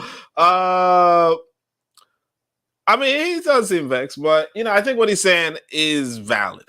But I mean, I guess like you said, sometimes they're doing their they do their dance hall too, because they like some people even differentiate between reggae and dance hall.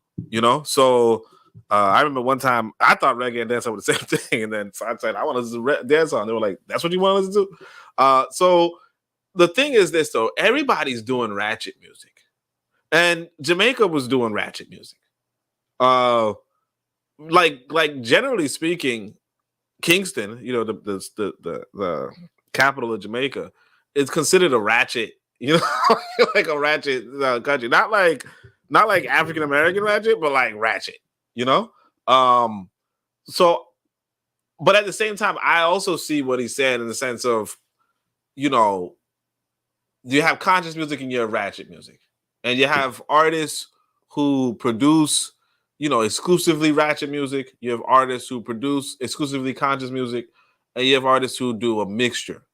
But I guess from Buju Banton's perspective, like the major songs coming out of Africa are not conscious, And despite like he made a good point about bringing up Kenya and Sudan. Like despite what's going on in Kenya and Sudan, there's no musical outcry for it, and yet, I would say, because I really, it's really something that, we have to come to terms with.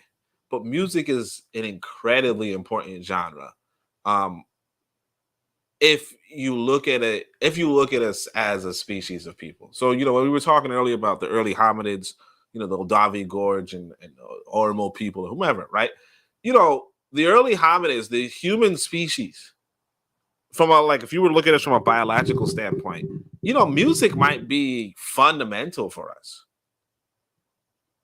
Like music might be it might have been that we had attended regular concerts, back in our pre-modern days. And of course, we've lost that part of us as we, got into the urban environments and so on and so forth. For the most part, we kind of lend it to the religious groups to do our music for us. But music is probably one of those natural biological inclinations that we have, not as good as sex, obviously, but, up there, up there with communication, if you will. And so, the question then becomes, like the question really is, if you look at music as some sort of biological necessity, right? Which we don't tend to do, but if we did, right? Should it only be ratchet? And if it's only ratchet, is that helpful or is that harmful? If it's ratchet, is it detrimental? And I think that's what Buju is fundamentally saying. And with that, I tend to agree. It's like, yeah, if I think the song come out was like Jerusalem or something, and then it's good. I don't know what they were saying in that one. I don't know what they were saying, but it's good. But it's like, yeah, but what about highlighting some of the struggle of African people? What about doing that? What about highlighting what's going on in Kenya, what's going on in Sudan, what's going on in the Congo? Like if you have this giant platform and then humans have this necessity to hear from you, right? Why don't you just highlight what's going on in the Congo? I beg. And I think it is something to be frustrated about. It is something to be frustrated about because certainly everybody wants dance music. Because like I said, we as a species probably used to have regular concerts where it was really fundamentally about dancing, So yeah, if you give me music to dance, that's fine. But also, while you have my attention, while I recognize your genius as a musician, tell me about what's going on in the world. It's not just party and bullshit. It's not just party and bullshit. And that's what it really comes to. And so I think, once upon a time, hip hop had a, was telling you about the world. It was giving you some geopolitics, you know. And then of course reggae, big on geopolitics. And I mean, I don't know any other languages, any other language music, so I don't know what any other things did. But like, you do want to have that dance hall, you do want to have the so on and so forth. But like, please, I think it's okay to be frustrated if there's nothing about the Congo, in the music. Like, if and I don't know which Afrobeat is really specifying. Is that the Nigerian music or is that the South African music? But like, if neither of those countries are talking about the Congo, then yeah, people should be vexed, because what's going on in the Congo is very serious, and it has ramifications for all of us. And it's like, you really have, that is a real key to the conscious upliftment of our people, and it's just so underutilized. And that I could say is the case. That's it. Yeah, very well stated again, Oni. This is why I told y'all before. Oh, and by the way, shout out to Nine Obafemi from MCE. I saw him in the chat earlier. Hopefully he's still around to hear this conversation as well. But this is why I said, like, my attention has kind of gone more to like the creative side of things, and to really push a movement with creatives, because I think, like Oni just said and others, this music thing is fundamental. This music is fundamental to who we are, and there is obviously something has been changed, because there was a time, you go back 60s, 70s, there was a time where there's stuff going on in Niger and the Congo and stuff like that. There would have been like known songs, or at least a known song that we would have all been familiar with, talking about or alluding to what's going on in these places. And that's just not the case anymore. Even in Bahamian music, there's a classic song, Bono would know it, Going Down Burma Road, was about the Burma road riots back in the day. Like, people talked about what was going on. And again, to what Buju was saying, how is it that there's those of us out here, and we know the songs, that's talking about a liberation or a change for Africa, but we don't hear these songs coming out of Africa, or that we know of? It's really strange. It's really strange. And again, there's that video I told you all I saw that was a response to Buju's discussion here by some young Afrobeats artists from the continent. And they were saying, well, it's like we view it as old music. Now, they did come around by the end of the video and said, we agree with Buju. We do agree, but that's the sentiment. The youthful sentiment in the continent right now is they just want to like party and bullshit. It's just vibes. There's a problem here. We lost that connection with the past, with what our folks was doing in the past. Anyway, I'm rambling a little bit, but with that said, let's hear from Bahamian Konkman, Bwana Agaziki. Yeah, so there is another. First of all, I think that Buju Banton is being extremely hypocritical, number one, and I think that he is being very short-sighted, number two, and I'll get to that in a minute. But Buju Banton has to understand that in America and also in certain parts of the Caribbean, Jamaica, Trinidad and Tobago, or whatever, you have this thing called freedom of speech. In America, you have almost complete freedom of speech. You almost could say anything on the radio, anything, and get your music put out there.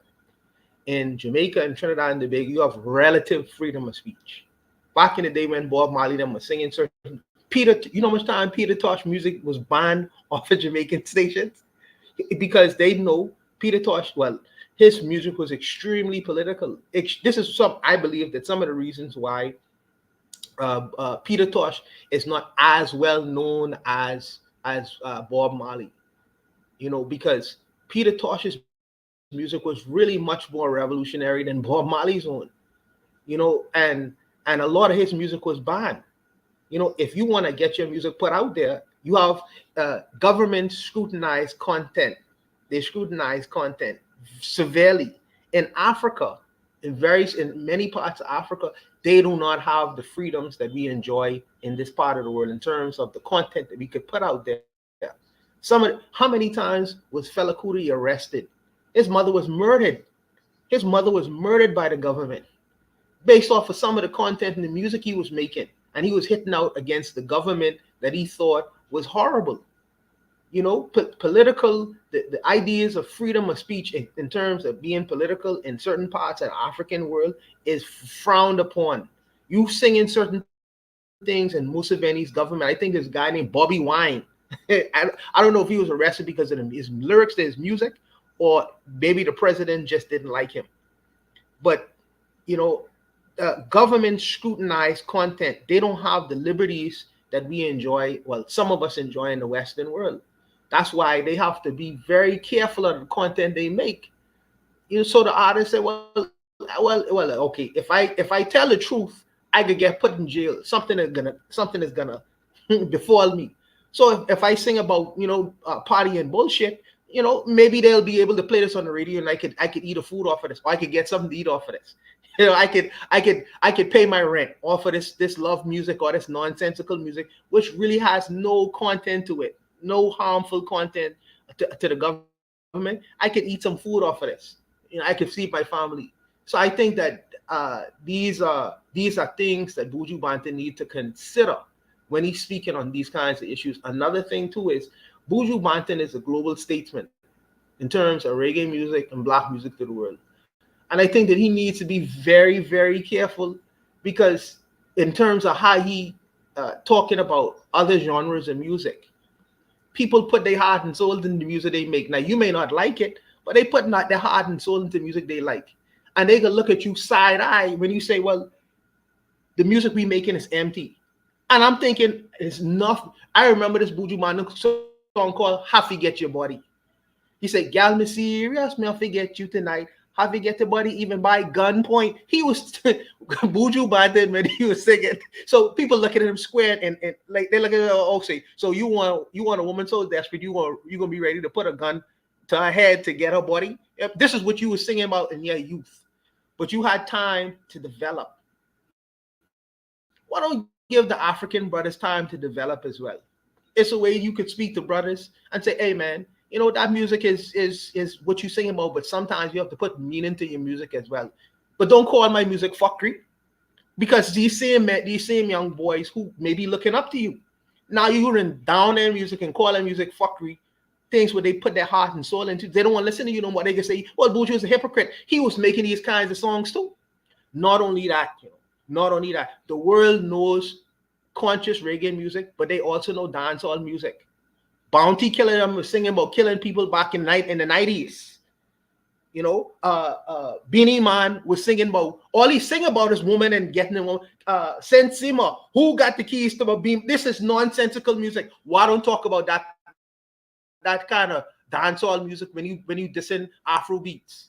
Because you can't point the finger at others when you live in a glass house. So talk about the dancehall artists first before you start talking about Afrobeats. You will start next to Beanie Man on stage. You will stand next to a Bounty Killer on stage, but you can denigrate the Afrobeat people for basically singing empty music, just like the dancehall artists been singing empty music all this time too.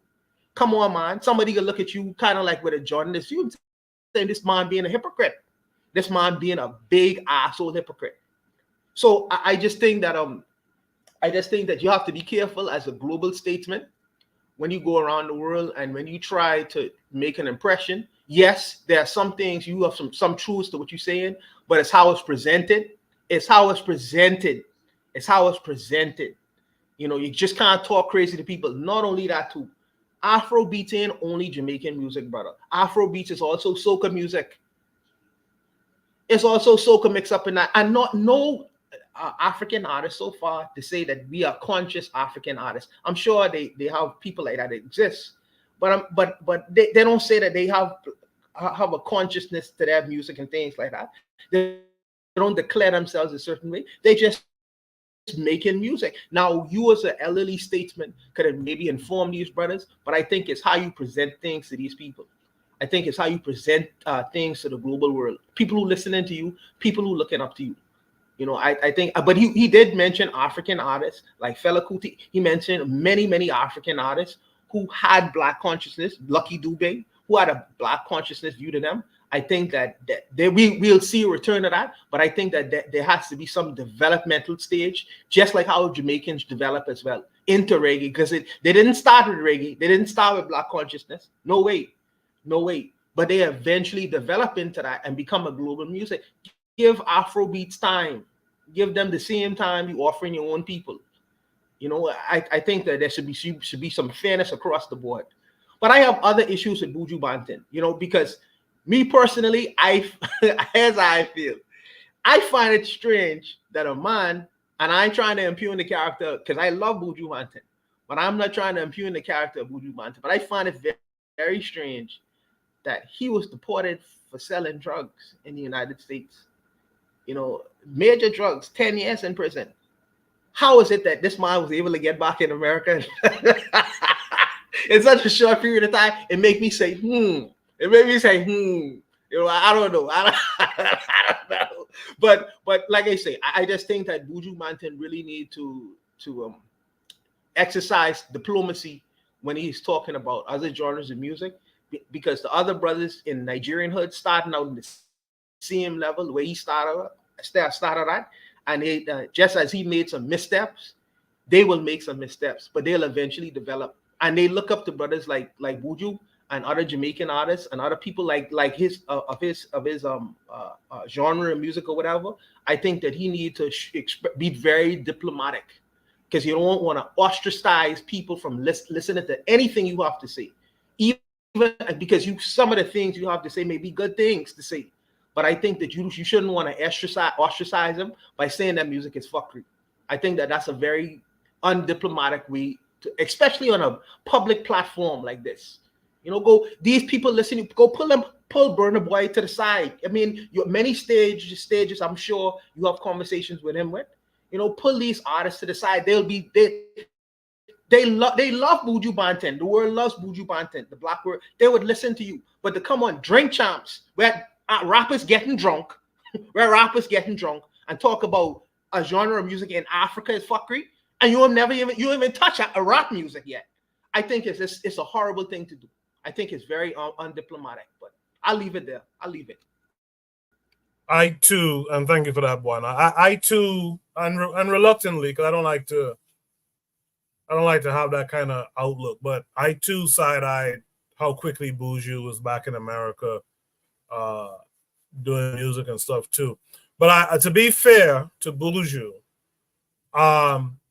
he didn't denigrate. How should I put this? He did make the point of saying, you know, name me a song from Afrobeat. I don't think he was trying to make reggae look like it's pristine and its hands aren't dirty. I think what he was saying is that and it's kind of what Oni was saying. In a way, he's inferring that there's a balance there. Yeah, there's the fuckery in reggae and dancehall, but you can still hear even someone from Jamaica singing about what's going on the continent. Where's the reverse song? Now, some people in the chat said there is that music, blah, blah, blah, but we're not hearing it, right? It's not getting to us for whatever reason. But out of a small, considerably smaller nation of Jamaica, and other parts of the Caribbean, you can hear conscious music being made. I think he did make that clear. So I don't think he was speaking as if, Jamaican music doesn't have its problems too. But I think he was inferring that there's the balance coming out of Jamaica. Where's the balance coming out of Africa? I wasn't the only one who had some issue with what Buano was saying. Zuli in the chat says, what is this man talking about? Well, Zuli came up, I guess, to find out. Zuli, first of all, how are you this week? Yo, And what are your thoughts here? Go ahead. what's up? Everything's cool. I agree with what Buju said 100%. The difference between Afrobeat and Jamaican dancehall is that Buana mentioned Bounty Killer. Bounty Killer has mad dancehall songs talking about free the people. I don't know what Buana is talking about. Bounty have numerous songs talking about what's that song he's talking about? Bounty has songs talking about freeing the people and the poor people suffering in Jamaica. Bounty Killer has done a lot in Jamaica, giving back to the community, building schools and a lot of stuff. Buju, from his beginning, yes, he sung dancehall, he sung about women. Buju never said you're not supposed to talk about women, but if you look at Buju's catalog, there's a lot of songs about the people, about loving women, about loving Black love, about fighting the system, and also about the stupid shit. What I think he's talking about is the balance. It's the balance, and also what Buju could give them advice, because Buju, first of all, reggae around Peter Tosh and Bob Marley, they brought in dancehall to destroy the revolutionary climate of reggae. Dancehall was only brought there just like they did to the rap with hip hop. So Buju may not want to say it, but he sees what's coming. So because African artists like Lucky Dube, Alpha Blondie, the Fela Kuti, there's a lot of artists that speak about the people and about being righteous, but those people are not getting played. So maybe Buju is trying to warn them, because when I listen to Afrobeat don't talk about shit. Giving time. What are we talking about? And this is the problem with us. Give them time. Buju experienced it. The rappers experienced it. And it's telling you, this is what's coming for you. That music that's there to destroy the mentality or the righteousness of the people. Afrobeats don't talk nothing. I haven't heard one Afrobeat song. If I say the one that's popular or the one that we hear about, it's all about the same thing. They're adapting the drill music. Oh, I got Gucci, I got diamonds, I got Bentleys. Boy, you talking about diamonds, the same diamonds that they have your own people digging and people dying? So for somebody to say, oh, Buju is a hypocrite what?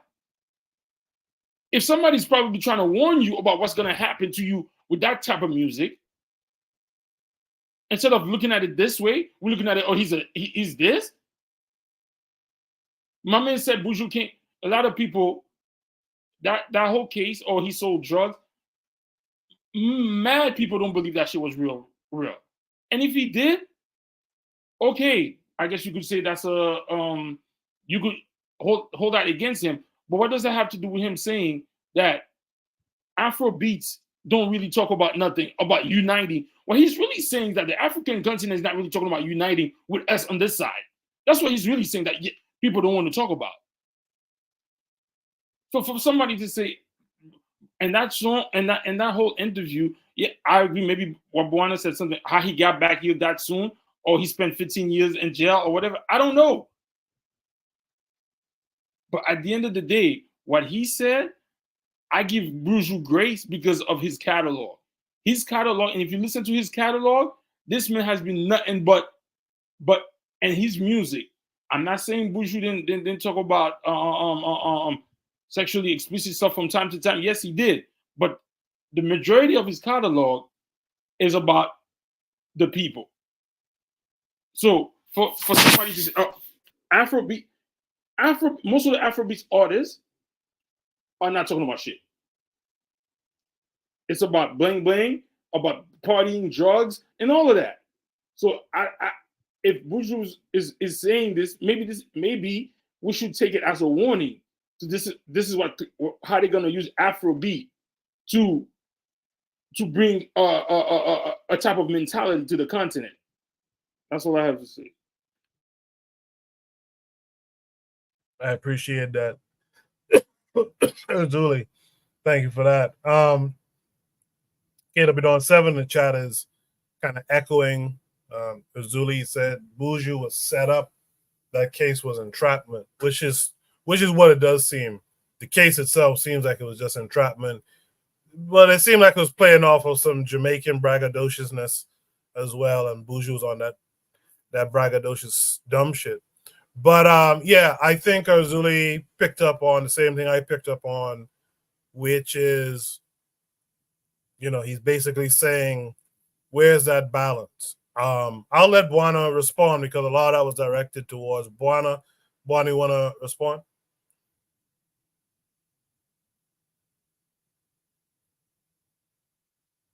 Buana, you're muted if you're speaking. All right, I guess Buana doesn't want to respond. Does anyone have any last thoughts on this prompt before we move on to topic number 3 tonight? Oh yeah, I just wanted to say I forgot. Oh yeah, my first concert was KRS-One. That's it. Yeah, that's all. I know it's a little bit thing, but yeah. All right, cool. Let's go to shoot the breeze topic number 3 since there's no other comments, I guess. For time's sake, we're gonna try to end around 11. So we'll get to shoot the breeze topic number 3, which says, in the instance of a war between an African nation and America, who will the Black American pick? This came with a... Oh, and by the way, Trigger Happy, that podcast I was talking about, it's a clip from the In My Opinion podcast. I'm not sure which recent episode it was, but if you look at the Drink Champs episode, Coco, can you hear me? you could probably... I can hear you now. Oh, wonderful. So I just wanted to respond to some of my brother's statements, because I sure that that Razuli know this song called, well, he know about Driver. Driver was a big hit song all over, the continental United States. Buju singing about sending packages, implying sending packages of drugs from one place to the other place. So I'm saying, if you are gonna indict a group of people for singing about certain things, it doesn't matter if there's balance where he's singing about raping and sending packages and then singing about divine music. It doesn't matter, because you're putting out there what you want to put out there, but you're saying these people shouldn't put out certain kinds of music. Young people gonna look at you side eye. They're gonna look at you side eye. Yes, he has made great music. Yes, the majority of his catalog was absolutely phenomenal music. But you have other songs where he's singing some ridiculous things. And some people say, well, he made these songs when he was 18, 19, or whatever. When he made Drive, he was a big man, relatively a big man. And also too, let me say this too. When you're talking about genres of music, Fela Kuti had sons. It wasn't just Fela Kuti, and after Fela Kuti, no other person started making Afro beats. Sean Kuti been making, I think he has like 8 albums so far. Many of his music is conscious music, just like his father, just like Damian Marley make music with his like his daddy. Sean Kuti been making conscious music. He's a younger guy. He's been making conscious Afrobeat music for years. Not only that, he has made connections with rappers. Many Black Thought, Common, conscious rappers who rap on this part of the world. He's already to make these kinds of connections. Why don't you talk about the people who are actively engaged in positive kinds of music too? You can't indict a whole group of music and say it's fuckery, name one. So I'm thinking you as a musician should know who Sean Kuti is, because you mentioned his daddy. The man has made 8 different albums. The man, Sean Kuti, always on the internet talking about reggae music. He's a very popular person in Nigeria. So why don't you know any of his songs? Because he sings about conscious music just as you do. Why you don't know about him? I don't know. And he's much younger. I think Sean Kuti may be in his late 30s. Even I don't know. I just have an issue sometimes because, like I say, people are gonna look at you side eye. They're gonna look at you side eye. And as a diplomat, you should be more diplomatic And when you're talking about these kinds of issues and matters, especially when your hands ain't so clean, that's all I'm saying. But I'll leave it there, Coco. Any other last thoughts from the panelists so far for this topic? I have some thoughts on this. Let's welcome in Takru, who's been in the chat the last Yeah, few greetings. weeks. Takru, sorry. How are you this week? Yeah, I'm doing all right. A bit busy, but I have some thoughts on this Afrobeats thing.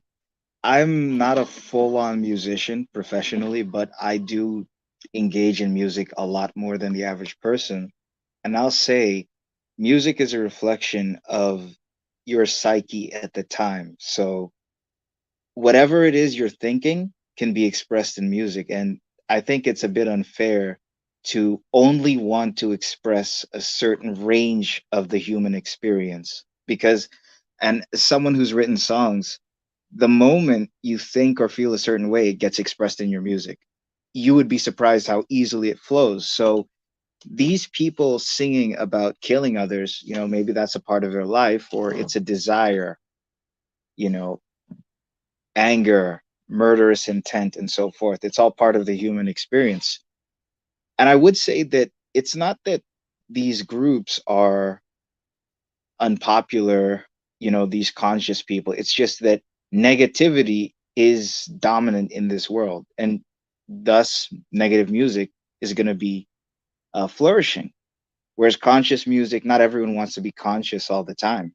So a lot of people are engaging in stress relieving activities, right?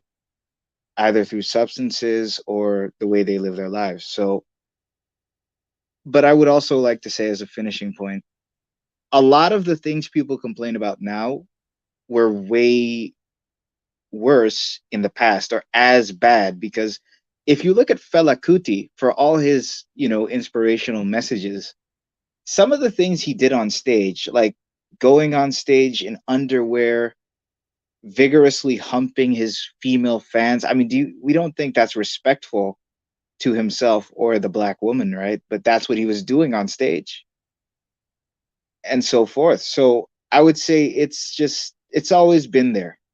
That's my take. Appreciate that, Takru. Let's see if anyone has any follow-ups to what Takru had to say.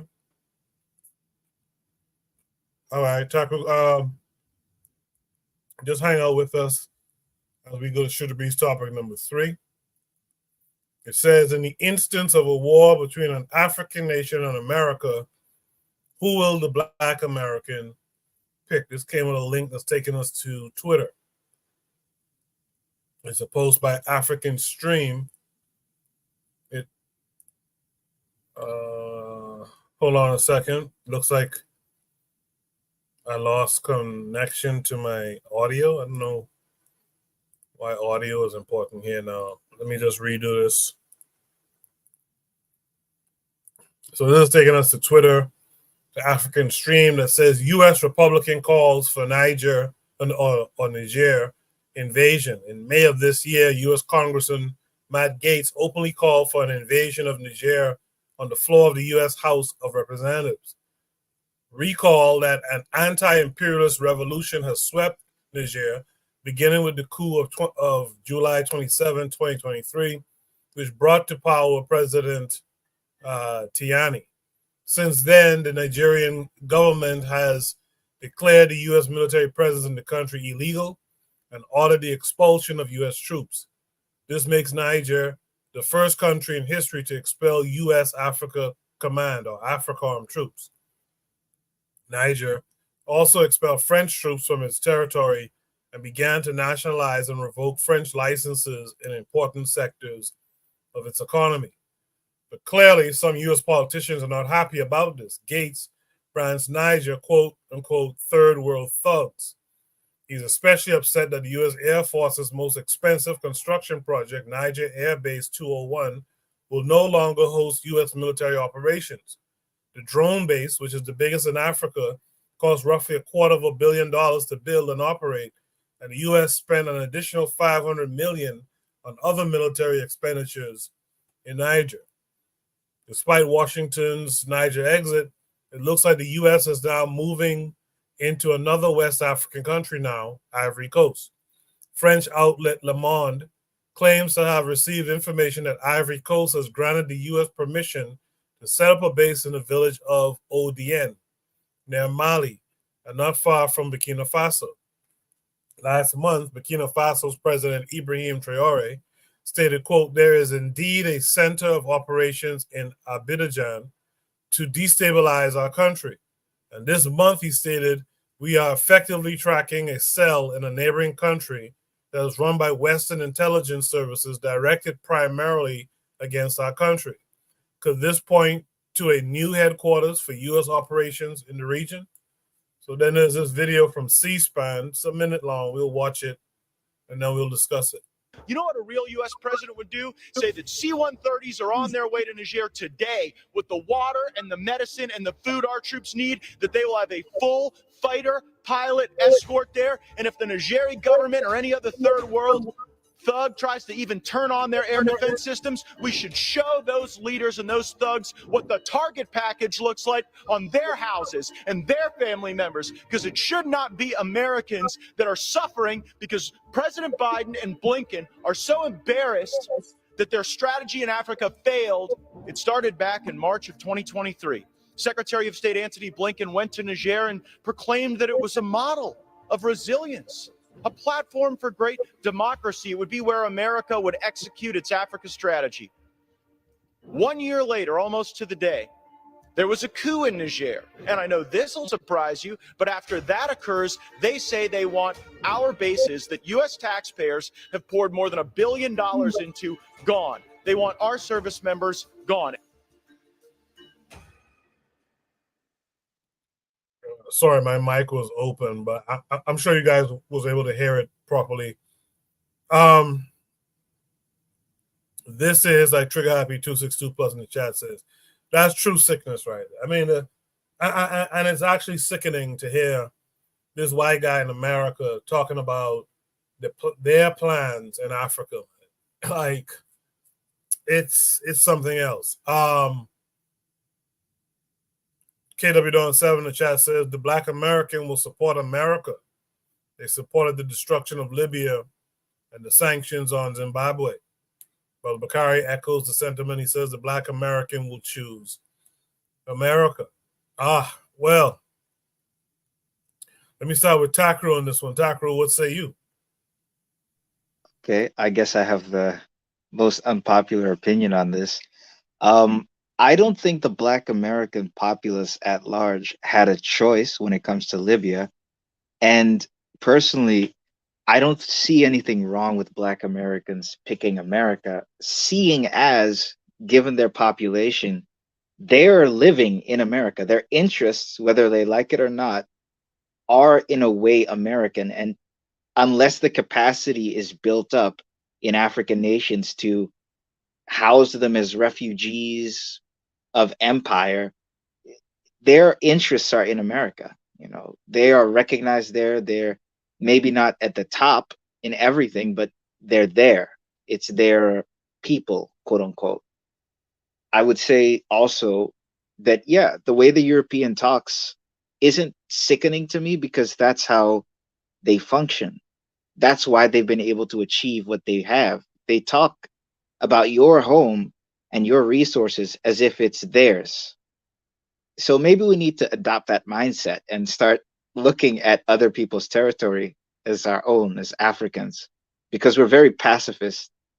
So when these people come in, we're caught off guard, and then, you know, we're like, how dare you? We need to start applying their moral framework more effectively. We don't have to be as cruel as they are, but we can use their tactics. That's what I would say.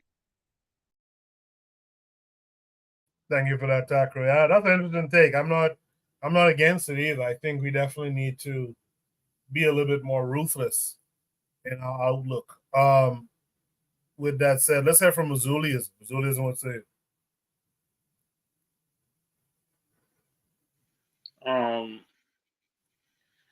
I don't know, man. Whose side of Black people are going to be on? The same side we've been on since the beginning, American side. Like I don't understand. Like whether like it or not, what the popular that what we want, the American government does not listen to the people. It's all about America's interest. And if you're in America, you don't have no choice. So I don't know. I don't know. This man spoke like he's supposed to speak. We what he basically saying is that yo, we got the guns, we got all of that, run it. And what he's saying is let's stop that political correctness. But at the end of the day, what most Americans are gonna say, what has Africa done for me? That's the question you need to be asked. Why should Black Americans be on the side of Africa? That's the question. Black Americans could say, "Oh, here I get my bread here." What has Africa done for us? So didn't one of the boxers say that? So that I really don't know how to answer that question. So that's it. All right. I appreciate your response all the same. Let's hear from Black Steel. Black Steel, what's that? So I would not imagine. So couple points to this. First of all, Black people historically have been against U.S. imperialism from the very beginning, going all the way back to when the United States invaded the Philippines in the Spanish-American War, right? Even though you had Black people who fought in that war, you had many Black soldiers who defected and also fought with the Filipinos. This is back in 1898. So Black people have often been on the right side of history when it comes to opposing U.S. imperialism. Now, that has certainly changed within my lifetime with the election of Barack Obama. So once Obama became president, we started to see Black people start to support some of the more egregious acts of U.S. imperialism as a way to support the Black president. But overall, in general, most Black people usually oppose the interests of United States imperialism because, yeah, we're born in America, but let's not get it twisted, right? I was born in this country, but I'm not. There's not really too many benefits. Everything that we have as African Americans, we have in spite of America, not because of America, because they've done everything they could to possibly deter or eradicate us. This is not a safe place for us to be. I know sometimes people might think, you want to wave the flag and be all patriotic, but let's not get it twisted. It hasn't been, was it? I think it was not too long ago. We remember the anniversary of Hurricane Katrina, when the United States government literally left a city full of Black people to die after a natural disaster, to be slaughtered by white supremacists and rogue police officers.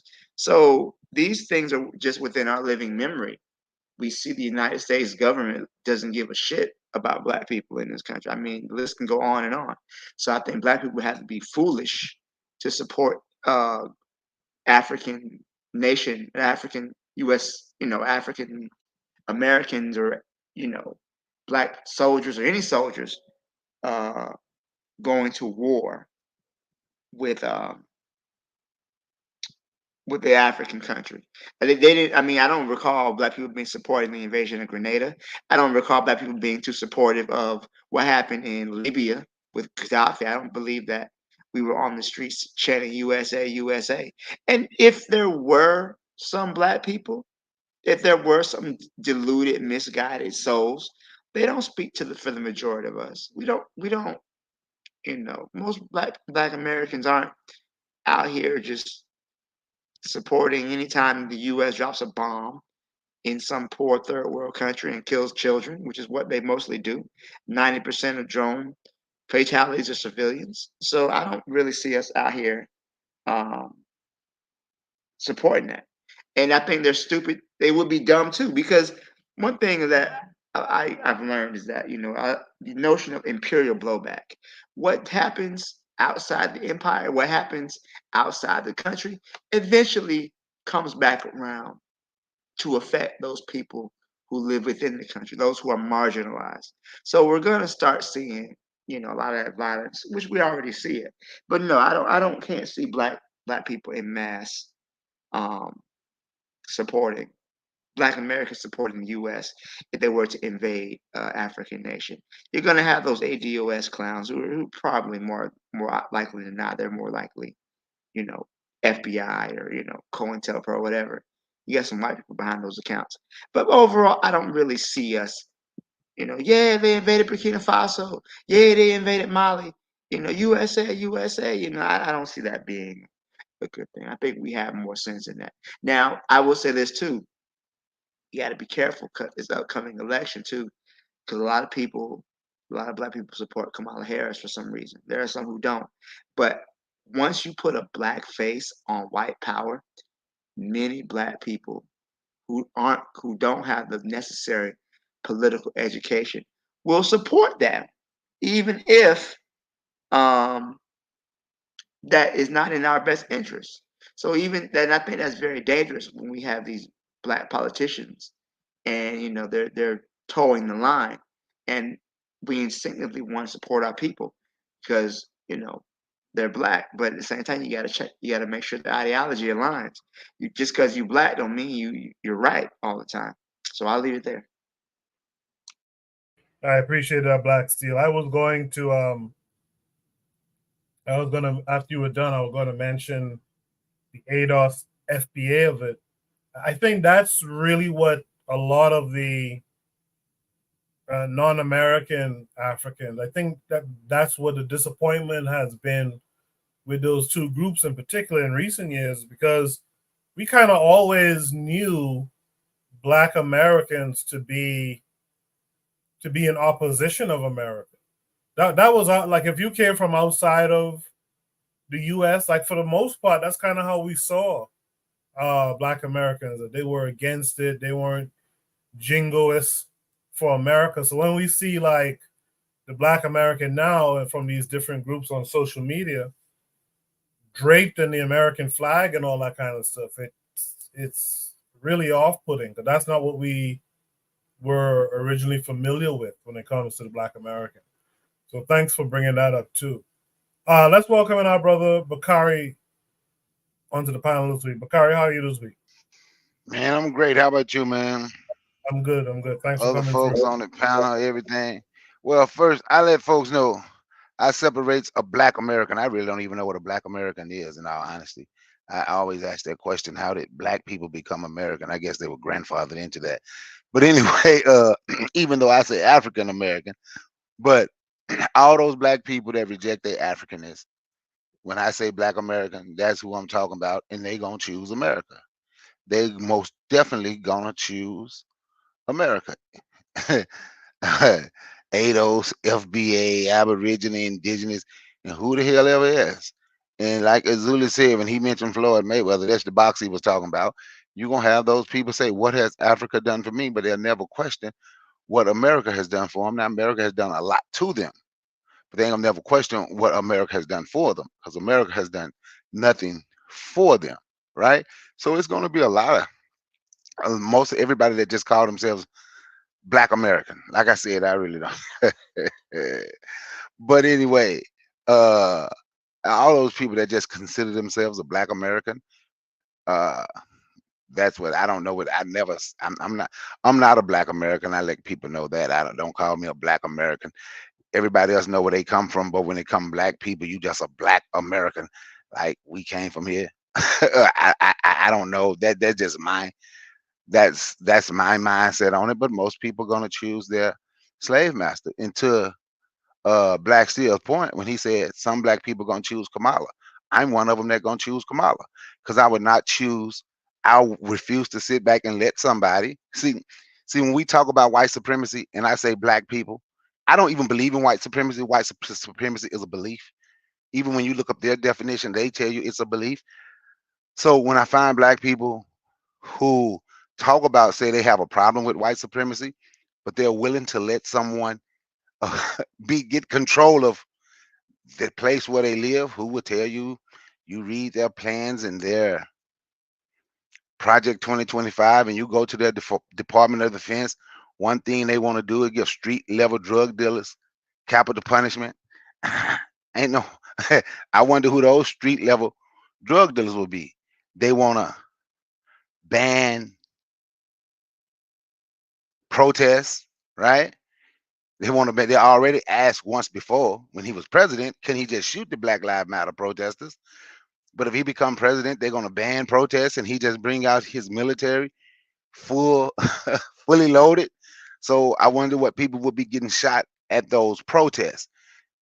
Uh, I'm not saying Kamala Harris is great or anything like that, but saying putting a blackface on something, whether blackface is there, if people want Trump to be there, it doesn't make a damn difference. Uh, what gonna happen? What gonna happen? Gonna happen. And if black people don't make a stand, if black people ain't willing to take a stand, if black people ain't willing to take a stand, and if black people ain't willing to take a stand, the same stuff gonna constantly happen. So my thing is, if we're willing to let someone like Donald Trump, who show his absolute bigotry and hatred toward black people, win and, and become the ultimate dictator in the country in which you live, I honestly believe those would be the same people who were going to choose America versus Africa because they're okay with the words they use, what they say, imperialism. They're okay with imperialism. You have to be okay with it if you're going to be okay with that guy.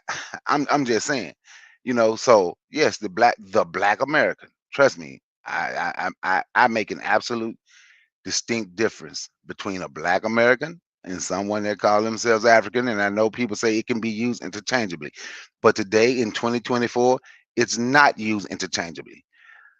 So the people that just consider themselves black American is gonna choose America. The people who's not willing to take a stand is gonna choose America. And it seemed like most of us, I'm just saying because I don't know most of us. It's 50 million of us in this country, so of course I don't know most. So I can just speak on my end from the people that I'm around and I hear speak. And it seemed like most of us is not willing to take a stand, is not ready to take a stand. So they're gonna choose the side that they feel is gonna win. And on that, I yield the mic. I appreciate that, Bakari. Thanks for coming through. Stick around. Let's hear what everyone else has to say. Let's mix it up a little bit. Let me get Buana to speak on it next. Buana, what say you? Well, I'm glad that most of the African, well, no, the Black Americans on the panel, except Brother Bakari, I'm glad that they had their say so in what they feel because this question is specifically directed to the brothers who are Black American.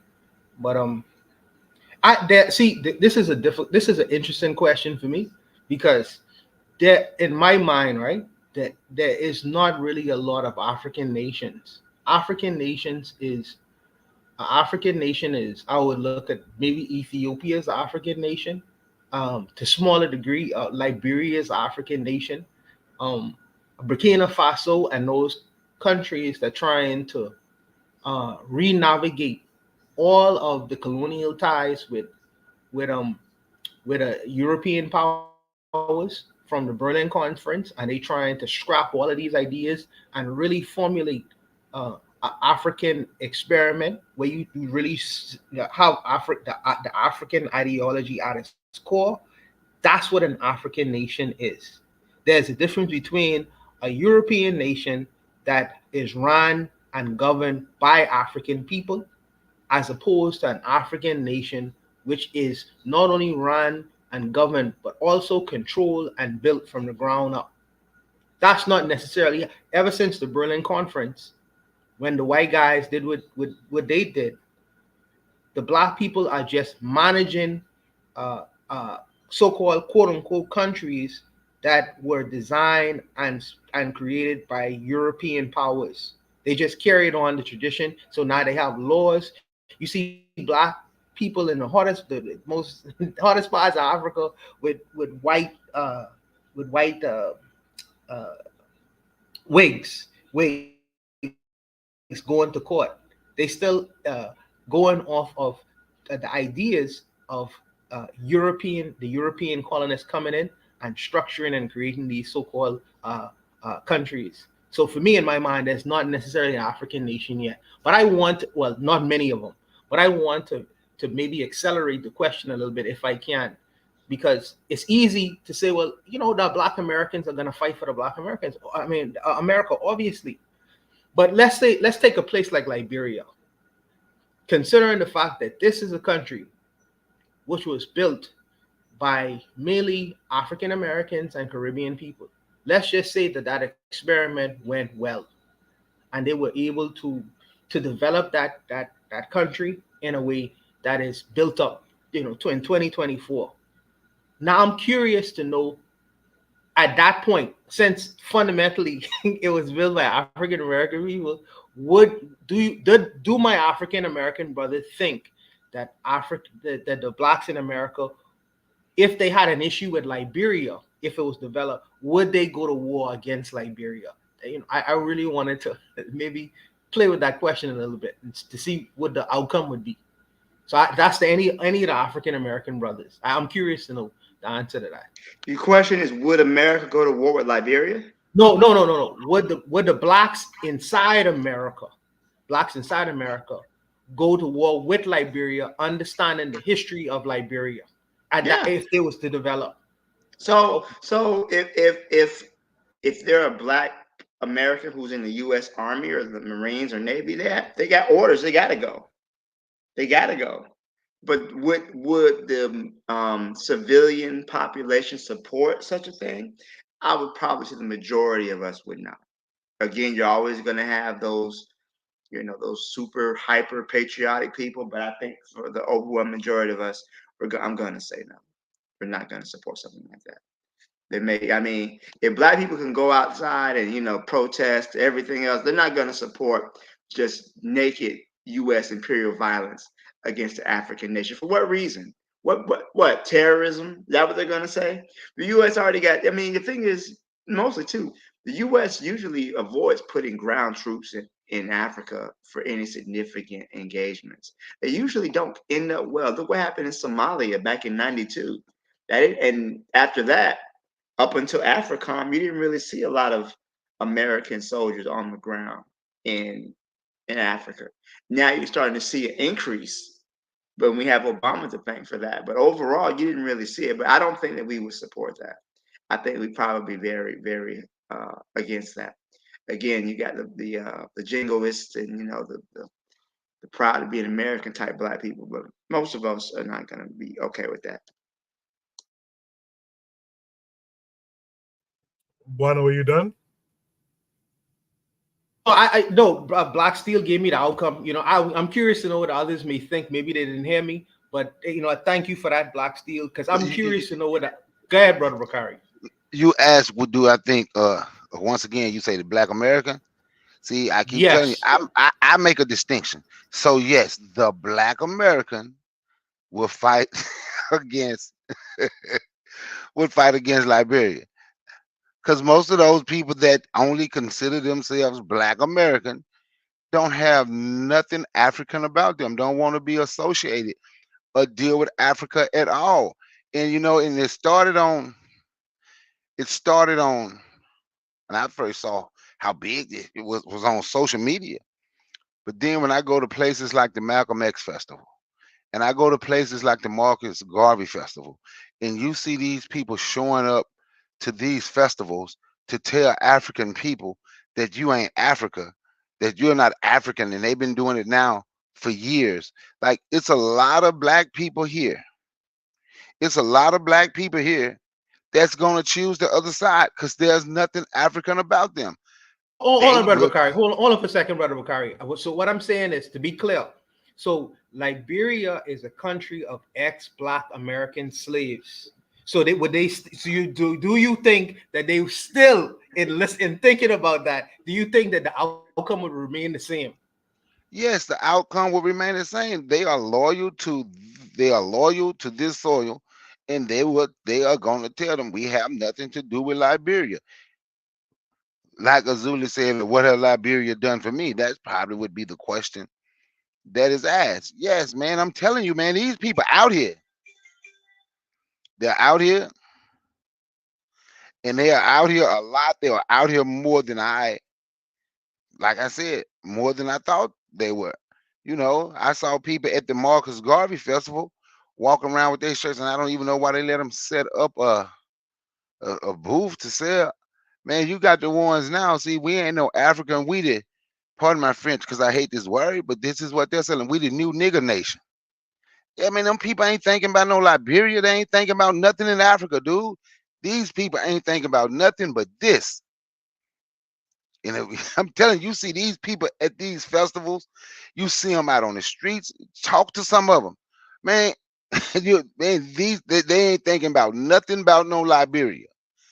They ain't thinking about none of that. They just thinking about America. I They kind of just had think. two thoughts. Oh, sorry, if you were still gonna No, talk, go I'll wait. ahead. I'm done. I'm Yeah, done. Go ahead. yeah. So while you were talking, I sort of had two thoughts on the matter. When you're saying Africa, right? Realistically, from my perspective, do a lot of people, specifically Black people, whose ancestors were sold into slavery primarily through African collaborators and European opportunists, right? Even if we did identify with Africa, what would our place be in Africa? I mean, we were the expendable class or the people who lost their empires and lands. So it's not just going to be given back to us, right? But even if we do go back now, given the economic disparity, depending on which Black nations or peoples you're talking about outside of Africa, specifically in the Western quote unquote New World, if they did go back, they would have capital and the locals would resent them because there's a disparity in capital and obviously a difference in culture, right? Like, I think identity is very malleable. So if you watch this movie called They Clone Tyrone, in my mind, looking at the numbers, there's like 100 something million white people in America, 50 million Blacks. In 2 generations, you could have a bunch of white people. Like, I think racism is the only thing protecting Black people's identity. If if it's hard to believe, that's the only thing. Like, if whites really wanted to, 2 generations, you have white people. So I think the identity is very malleable. So even if you say, oh, call yourself this, call yourself that, the moment you are disconnected from the land and you're isolated somewhere, a lot like fish species or certain types of animals, there's already a change. And power dynamics in humans are a big part of this, in my opinion. So I don't know if it's feasible to to synthesize quote unquote this African identity that's positive to everyone, in my mind. So, like, which Africans are we is what I would say.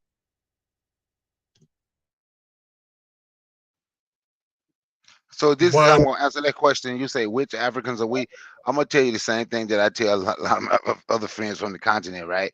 I have friends Nigeria, Ghana, well, like you Nigerian, you Ghanaian, you Cameroonian. Actually, I'm the real African, cause we the real African, cause Africa is the continent, and we probably have 5, 6 different countries in our DNA. When y'all just have the one nation. So which African are we?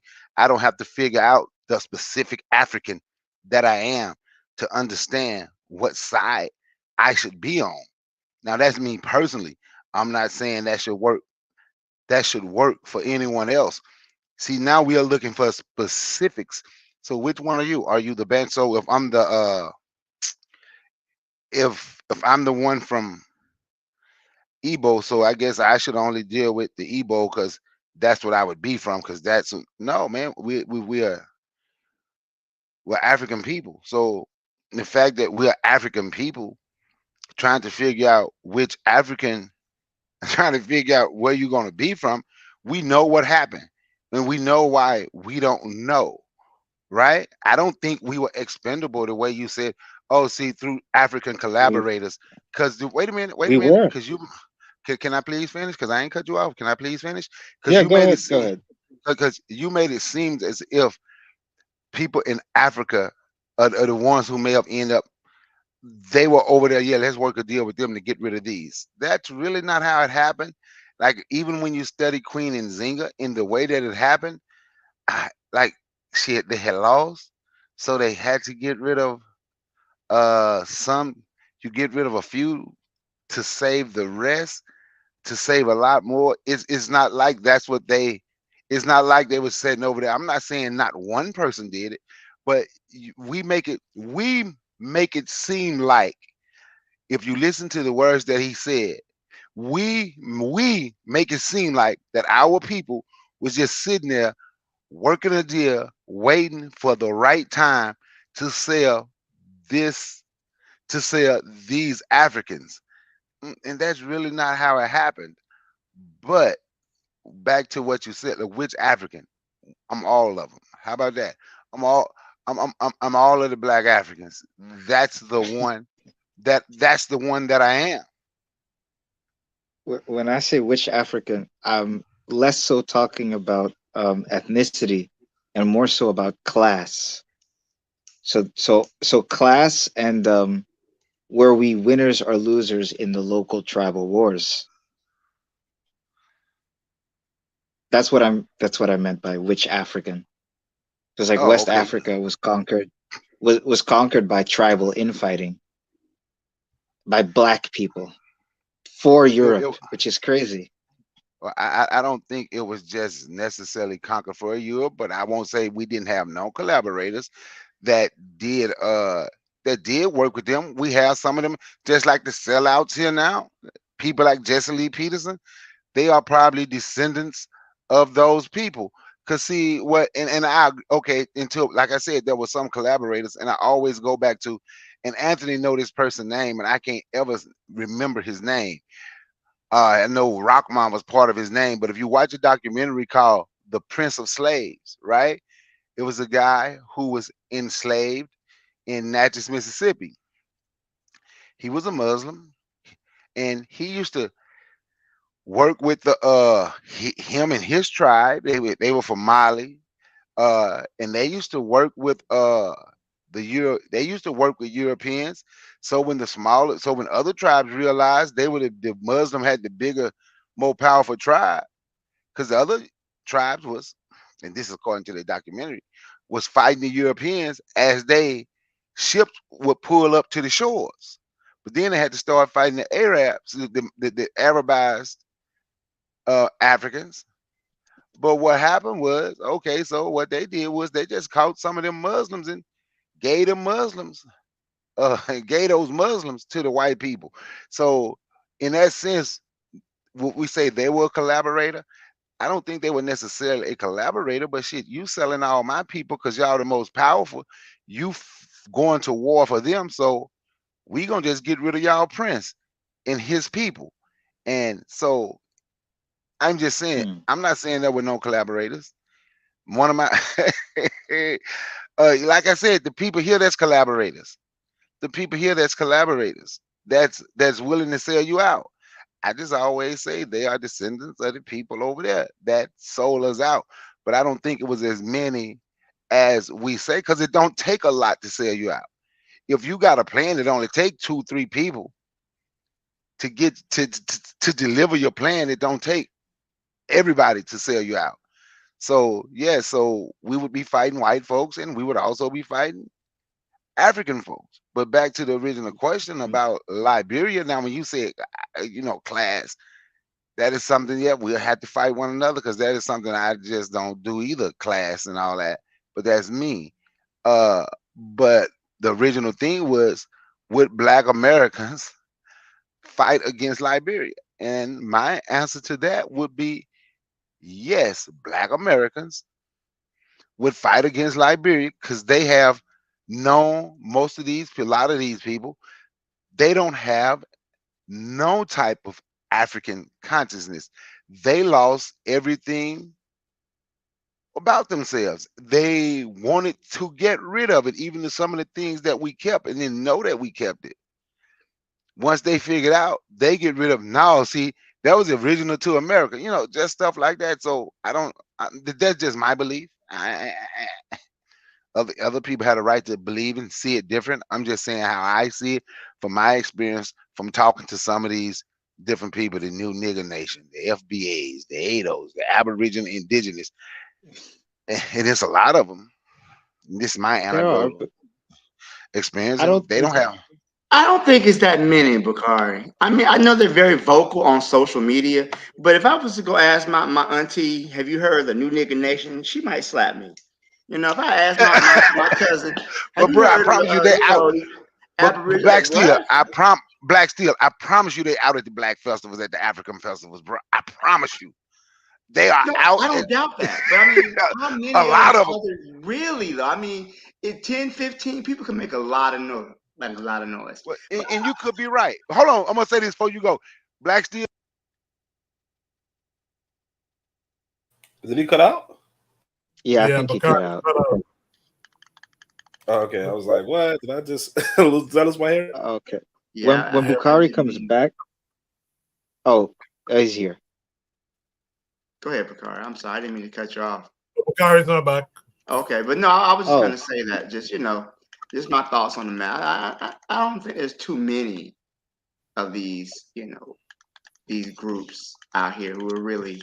Yeah, they're very loud on social media, and that's all well and good. But at the end of the day, who out here really knows about the Tariq Nasheeds and the ADOS? Like this is more of a fringe element in the overall, I think. people keep saying ADOS, but ADOS was absorbed by FBA. So ADOS doesn't really exist anymore. Just as an aside. Okay. All right. Thanks for that. I mean, to me, I just really feel like I think they're blown. Not to say they don't exist, but I mean, how many we talking about here? They're just loud online. Maybe. Oh yeah, sorry, Koku. I know you're trying to time keep. One more thing though, the pro-black perspective said he's in Tanzania and he gives to the locals, so there's no resentment. My question to you, the pro-black perspective, is what happens when you stop giving to the locals? And why should you give to the locals when you don't owe them anything? Just a question for thought.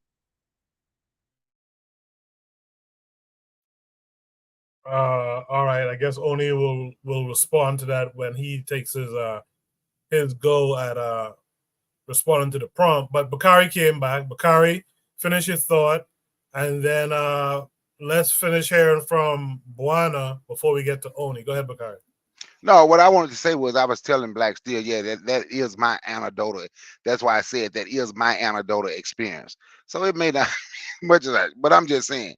I'm like, damn, but they out at them festivals. I'm like, it was more. I'm gonna tell you, when I saw them out at the festivals, I'm like, man, it's way more of these people. It's way more of these people than I thought. But that's why I said it's my anecdotal experience. But yeah, I got knocked off. I had a phone call, so I'm gonna listen offline. I got some company finna come over, finna walk in my door. I'm Appreciate gonna that, listen, man. All right, man. Appreciate y'all. Peace and one love. Yes, sir. As Oni makes the whip sound behind Bakari. Okay, so like I said, Bakari, I don't think Buana ever really answered the question himself. He asked a question. So Buana, this is your chance to finish your thought before we go to Oni, and then we finish with Anthony. Sure. So I try to attempt to see the glass half full, and I am of the belief that initially you will see a whole large amount of Black people going to Africa to fight. But I think that in spending time in them areas and understanding the politics of the country and understanding what is being tried and understanding the actions, the underground actions of your country, I think that you will see a lot of defections. I think that Black Americans, if they was to be put in a position to actually see and actually actively have a real choice, I think that they'll defect. I think that they'll choose to even not necessarily fight with the enemy, But to say the hell with this, I'm not busting no guns and no more Africans. The hell with that. I'm not willing to do it anymore. I think that most, like Brother Bakari was saying, that because so many of us in the Western world, not only Black Americans, but Black people in the Western world, are not conscious, have that idea of consciousness. I think that we have been conditioned to act a certain way. But I think that if we were to be approached, really confronted with the situation on the ground, I think that what will happen is you'll see a lot of defections. You know, people will be like, the hell, I'm not fighting. This guy looks like my aunt. I can't shoot my aunt in the face. This guy looks like my cousin. Matter of fact, you know, yeah. Why does a man look like your aunt? Are you saying your aunt looks like a man? My bad. I misspoke. But this guy looks like my uncle. You right about that. It was Toki, isn't it? Toki Taki. Yeah, this guy looks like my uncle. Takru. This guy looks like my uncle. This person looks like my cousin. I'm not shooting my cousin in the face. For who? For Americans. And this lady looks like my auntie. I'm not gonna do that. Matter of fact, she just cooked me some porridge the other day, and only because she has a different passport than me, she is my enemy. I'm not willing to do that for America. I'm not. So I think that if they were to be confronted on the ground for protracted, maybe even a short period of time, I think you will see a whole lot of defections happen. I really believe that, because I really tend to see the glass half full, and I tend to want to believe in the good nature of people. And if given the option of truth and lies, I think that they would choose truth. So I would say, you know, initially I think that they would go, but I think that confronted with the situation, you know, in your face, I think that you will see a whole lot of army defections. That's what I believe. But I'll leave it. Juana's uncle looks like Medea, but with that said, let's hear from Oni next, and then Anthony. Oni, take it away. All right. So, I mean, it's obvious. Like, what am I talking about? Yeah, obviously, Black Americans will go for America. Now, the question is, like, how popular is this African and this anti-African sentiment? This thing goes back a decade, if not more. You know, you got videos of Nikki Giovanni from the 60s telling James Baldwin, I don't care about, you know, Africa. You know, I only want to look after America. And, you know, she looks like a pretty version of Yvette Carnell. You know what I'm saying? Or a prettier version. Yeah, pretty. Let's say pretty. Right. But why I'm saying that is to say, I remember when I was, you know, here in Brooklyn, I guess some Caribbean people were arguing with some people from the continent.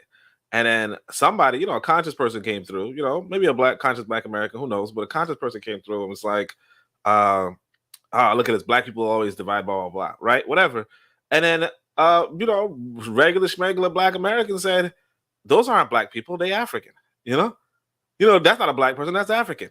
And I remember one time I was dating this woman from Texas, and, you know, I brought her to a Jamaican spot, and she told me, then afterward, when we were talking, I said, no, I think I told her because, I mean, probably was my mistake, honestly. But I was like, I brought you to this Black-owned restaurant and blah, blah, blah. And she goes, this is not a Black-owned restaurant. This is Jamaican. You know what I'm saying? So, and this was a decade ago. You know, Yvette Carnell was still doing whatever she was doing for that dude, whoever he was, right? But, yeah, I mean, this sentiment of they're not like us, right? You know, is an old sentiment. And here's the thing I meant to say on the last prompt about the music, right? We're not factoring in that people are are probably a little bit dumber now. And if not dumber now, a lot more heavily propagandized, you know? So recently there was this post on X where this guy, they were showing some Iraqi family being harassed by some American soldiers, and this PhD, he decided to, white guy, right? He said, you're lucky that we only gave you, we only kicked out your door. We wanted to nuke you, you know, he wanted to turn you all into glass. You know what I'm saying? And then people are pointing out to him, you know, but you know, he said he wanted to turn you all to glass because of 9/11. And people are pointing out to him, Iraq got nothing to do with 9/11. And he's like, yeah, I know it doesn't have anything to do with 9/11, but we didn't know at the time, blah, blah, blah. The point is that, one, people are much dumber now. So that goes for the music too, right? Why the music is not going to be as well received. But the other part of it is this. Because people are dumber now, right? You could fall for some propaganda much more quickly, right? So as if they tell you, because like in fact, I'll tell you, matter of fact, this. They found a dead Black American, I think in the Congo or something like that, right? And Black Americans were pissed. Why are they killing us in the middle of the Congo? Not asking the question, what the fuck am I doing in the middle of the Congo? Right? Why are there Black soldiers in the Congo? But in fact, y'all even know it. Here in America, you're going to hear a lot of times, oh, this Black soldier was killed in this area. And Black Americans are like, man, we need to go get revenge on these people. And it's actually, literally, those are stories talking about Africa. Those are literally stories talking about Black soldiers, Black American soldiers active in Africa, getting there, getting shot back. You know what I'm saying? Getting shot back, not shot at, getting shot back. And people are frustrated with African nations for the death of Black American soldiers, to the point where even Donald Trump brought up an example. I remember, if I remember correctly, there was a big example of like 2 Black American soldiers were killed, and Donald Trump was like, oh man, those were good guys, blah, blah. And it was in the middle of Africa. And Black Americans were not widely questioning, is it because of, is it, what the fuck were they doing there? Like, what were they doing there? They're really saying, why are they killing us? You know what I'm saying? Well, we should go kill them. So I think realistically speaking, because I was trying to take a tally, and most people were saying, yeah, Black Americans would go. And I think Takru started off talking about they should go for America. And that's a thing that we have to come to terms with. Because a lot of us want to have this global solidarity. A lot of us want to have this international viewpoint. We're all one people, so on and so forth. But we're not even taking into consideration what a population should do. The Black population in America should be loyal to America. If we're talking about why should they be loyal to America, Oni? Why? Yeah, exactly. I'm saying, if we're talking about who's going to give them material benefits, America has never given us material benefits. Well, I mean, that's exactly the true. thing. It's like this. Please tell me what material benefits America has given Black people. Well, it's like this. Comparatively, who's going to give you something materially? You understand? Because where are you local to? Who is your girl? Like for instance, let me say it this way: who's going to give me a passport? Who's going to give me a driver's license? Especially if I never get out of America, who's going to give me voting rights? I told you guys I went to Tanzania. I can't vote there when I'm there. In fact, in Tanzania, I can't even work. You know what I'm saying? And of course, that doesn't stop me because I don't give a shit, right? But you know what I'm saying? I don't even, whatever, right? I got me, right? But my whole thing is that if we're being realistic, right? If we're being realistic, if I were a Black American and I had to do a tally of, well, where am I going to get mine, right? Unfortunately, or realistically, you're going to get yours in America. You understand? And we have to, as a people, come to terms with that condition. Unless a Black American moves out of the country, and again, you're not guaranteed any citizenship anywhere. Because again, I can't get citizenship in Tanzania unless I give up my American citizenship, obviously. But I can't. And again, who knows how the economy would be on me for that. But the point is, unless basically you have to be realistic. And the reality is this, especially I come back to this conversation I appreciated from this this brother who's actually an FBA brother, I think. No, ADOS brother, right? He was having a conversation with a Pan-Africanist, and he told a Pan-Africanist, look how nice your house is. You're not leaving. And as far as I know, the Pan-Africanist never left America. This was like 5 years ago, 6 years ago. He never moved. Now, of course, I moved. I don't got a good house. Maybe it's an expensive house, but it's not good, right? But my point is that for the most part, it's kind of like what Amilcar Cabral said. I believe it was Amilcar Cabral who said that people are not fighting for the ideas in your head. They're fighting for material benefits for their children, for their families, whatever. If you go by Trigger, you got to stop telling them that I'm talking about him. But it was a good debate. It was a good debate. It was a moment for me because the brother had a nice looking house. But anyway, but because that brother don't like me, by the way. That's why I was his name. But anyway, the point being, right, that if you go by the material benefits, right, unfortunately, even though we say, oh, it's not really that good, even though it's not so on and so forth, it's like, yeah, but where else you getting material? Where else you getting material goods? You know what I mean? Because I might respect China as a nation, right? But obviously, I'm not getting nothing from China. You know what I'm saying? And then like I said, for Africa, no. So I think, and the other part of it, and the other more important part of it, honestly, is that because Black folk are like, or not just Black folk, but Americans generally are like putty when it comes to the propaganda that white folk give, right? It's almost a no-brainer that Americans generally will side with America. It's almost a no-brainer. The way how we are so heavily propagandized here, it's not even a joke. Now, that's not to say that there aren't Black Americans with a good head on their shoulders. It's not to say that there's not a lot of conscious Black Americans, who, again, are financing this empire regardless, right? But that's not to say there aren't. But what I'm saying is, but what I've known as a person who was active in these communities for, over a decade, right? I will say this. Well, I wouldn't say active in it, but I was active over a decade ago, right? Is that they are the minority. Okay? They are the minority. And I'll just end with this because it's not really about whether you're Black American or not. It's really about whether you're in America or not. I have an uncle who was Jamaican.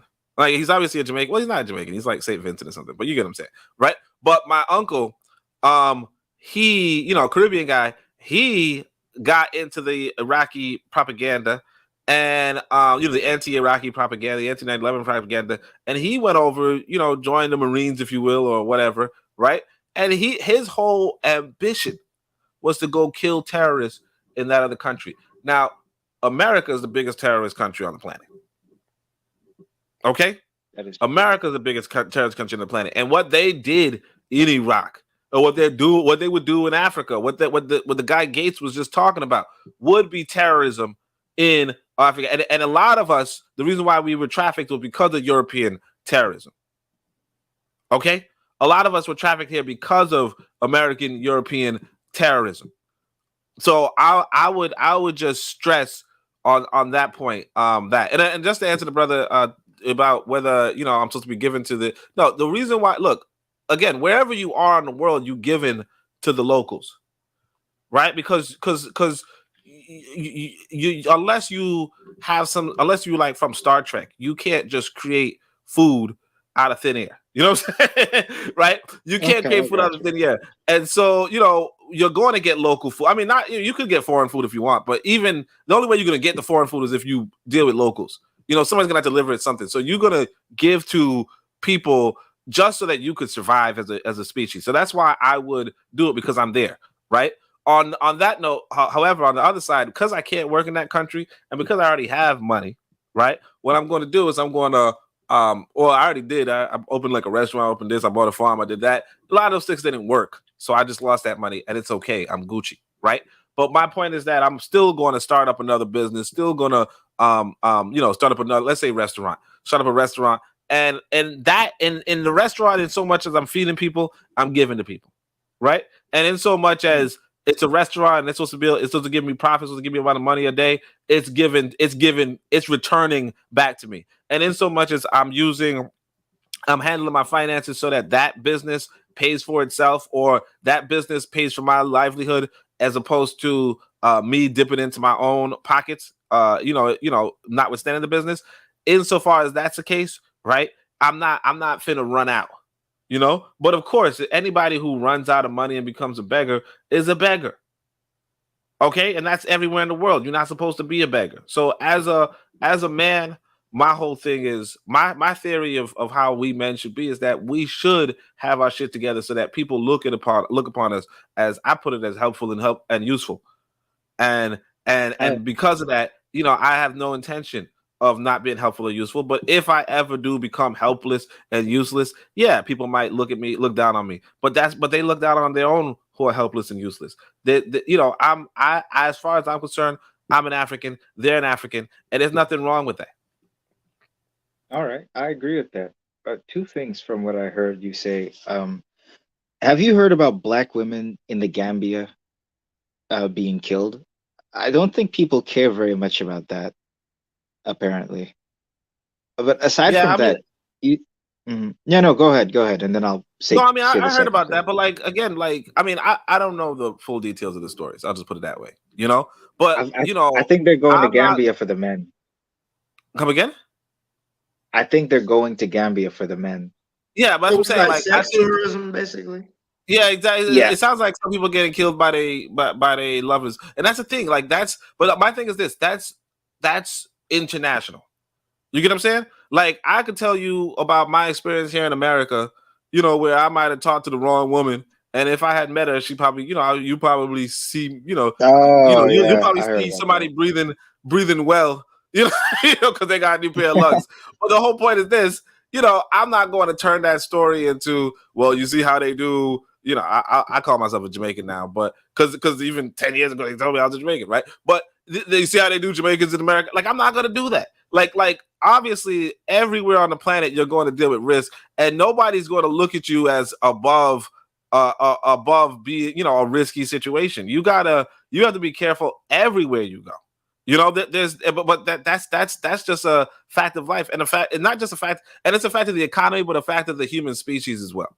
Like honestly, we as a human species are not you're not necessarily safe around humans, but you could make yourself safe.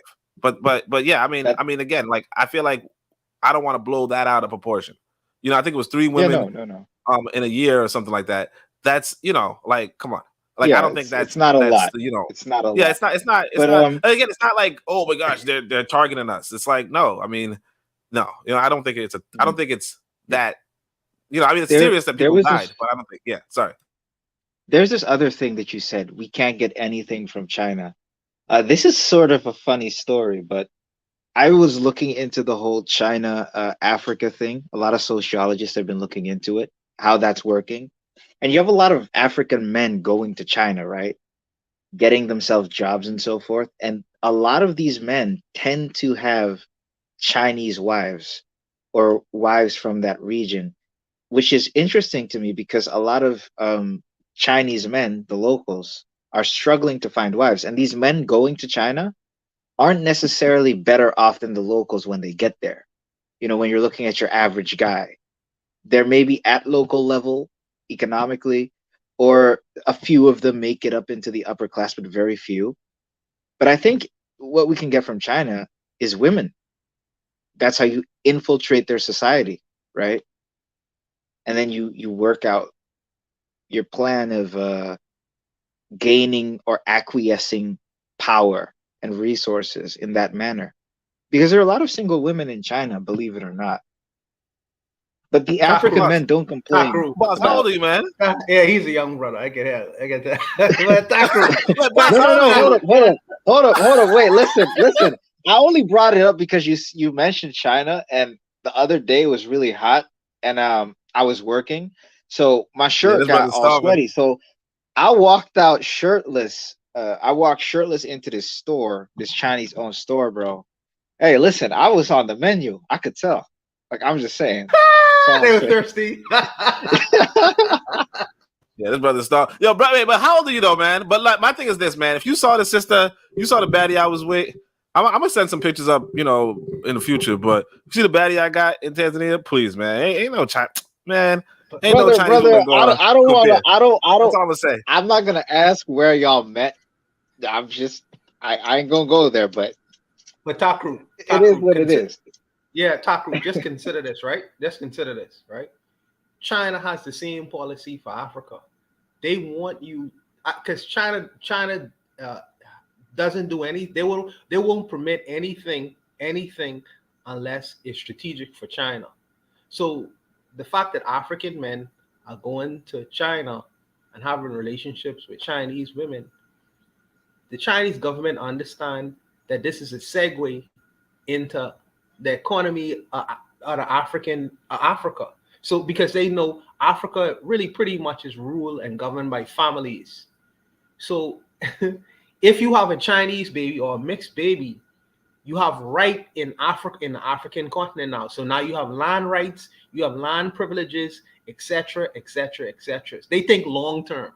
So they don't mind. It's a kind of strategic relationship. So while you think that you're going in and trying to segue yourself into the Chinese society, the Chinese mind just looking at you and say, okay, he's just thinking about 10 years, but I'm thinking about 100 years when my people are going to be in control of that land, rightfully so, because now I have blood in the soil. I have a bunch of Chinese babies. This is how they think, but I just want you to consider that. No. I know this has been happening because in Africa, I believe most of the cases of interracial marriages have been Chinese men, business owners, but also unofficially, a lot of Chinese men have been making baby mamas in Africa. The miners, a lot of the Chinese mines use Chinese miners. And these miners or mine workers, they're impregnating local women and leaving a whole bunch of bastards all across the place. But Buana, what I'm saying is that if you consider the culture, right, of blackness, and specifically the disconnect between the physical features a mixed black child will have in China, they are predisposed to identifying with their African or black culture before the Chinese culture. So over 100 years, you will have the African culture dominating. I was trying to mention this because how can you have a bunch of African men immigrating into China and having Chinese wives en masse for the most part, but Chinese men are struggling in the millions? I don't think it's just the exceptions happening because of their population size. I think it's that the women are seeing that the African cultures or the black cultures are more liberal in comparison to their own. That's what I think is happening. So yeah, go ahead. Yeah, let me just tie in this.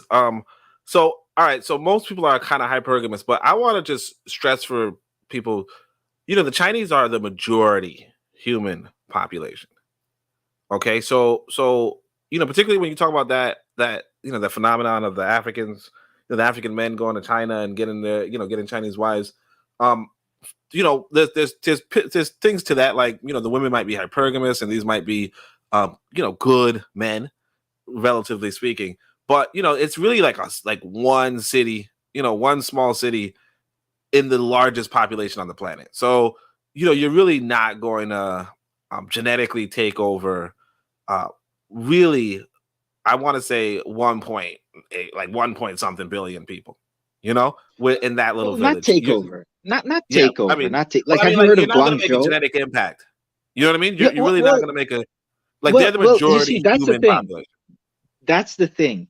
You don't need to quote unquote take over. And when you say impact, it's a numbers game, really, right? Because if you have they're the majority. 100 descendants, if you have 100 descendants, and those descendants have descendants and descendants, eventually, no matter which way you cut it, you're going to have a larger quote unquote clan or tribe or kinsman. Maybe not proportional to the population if everything increases, right? But at least just in raw numbers, you'll have something, right? Well, look, but they're gonna look Chinese. Well, yes, of course, they're gonna be indistinguishable from the Chinese.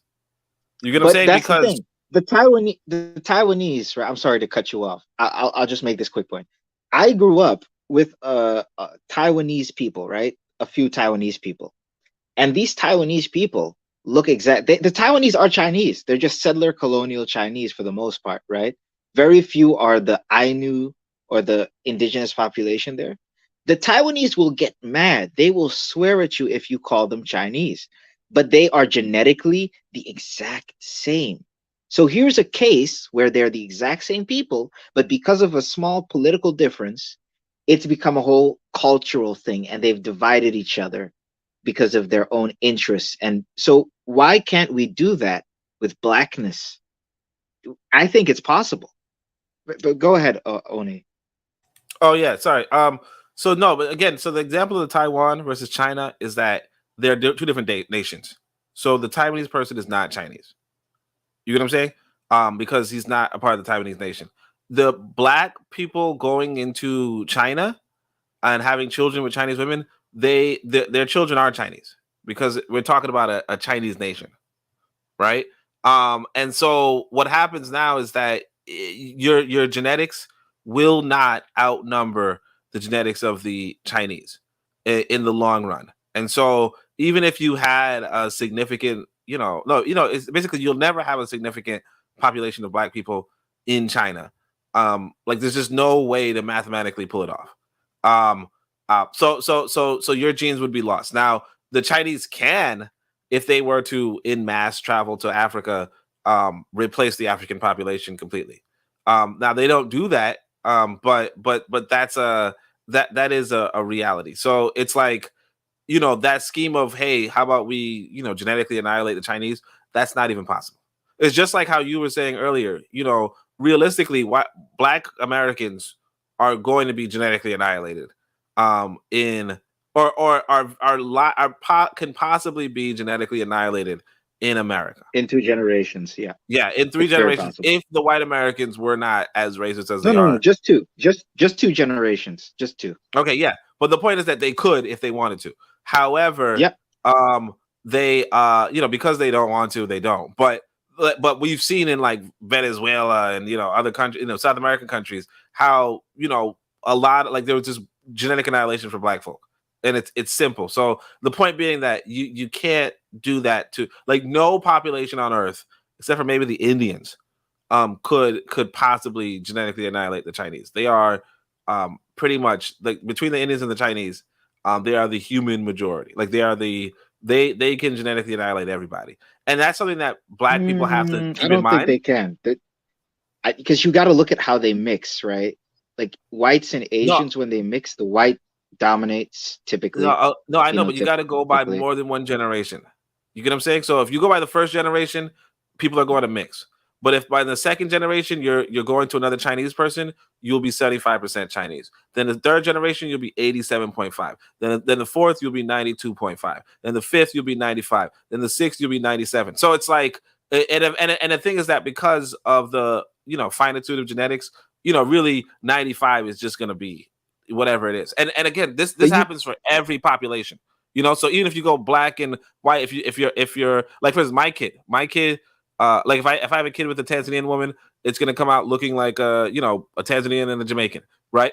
And then that kid is going to come out, if that kid, depending on where that kid goes, if that kid is in Jamaica, then genetically after 4 generations they will be genetically indistinguishable from Jamaicans. However, if the kid is in Tanzania, then after 4 generations they'll be indistinguishable from the Tanzanians. If they are in China, however, they'll be indistinguishable from the Chinese after 4 generations. So the whole point being that so the whole point is that if you're doing this experiment in China, right, after 4 generations, your descendants will be indistinguishable from the Chinese because they will be cross.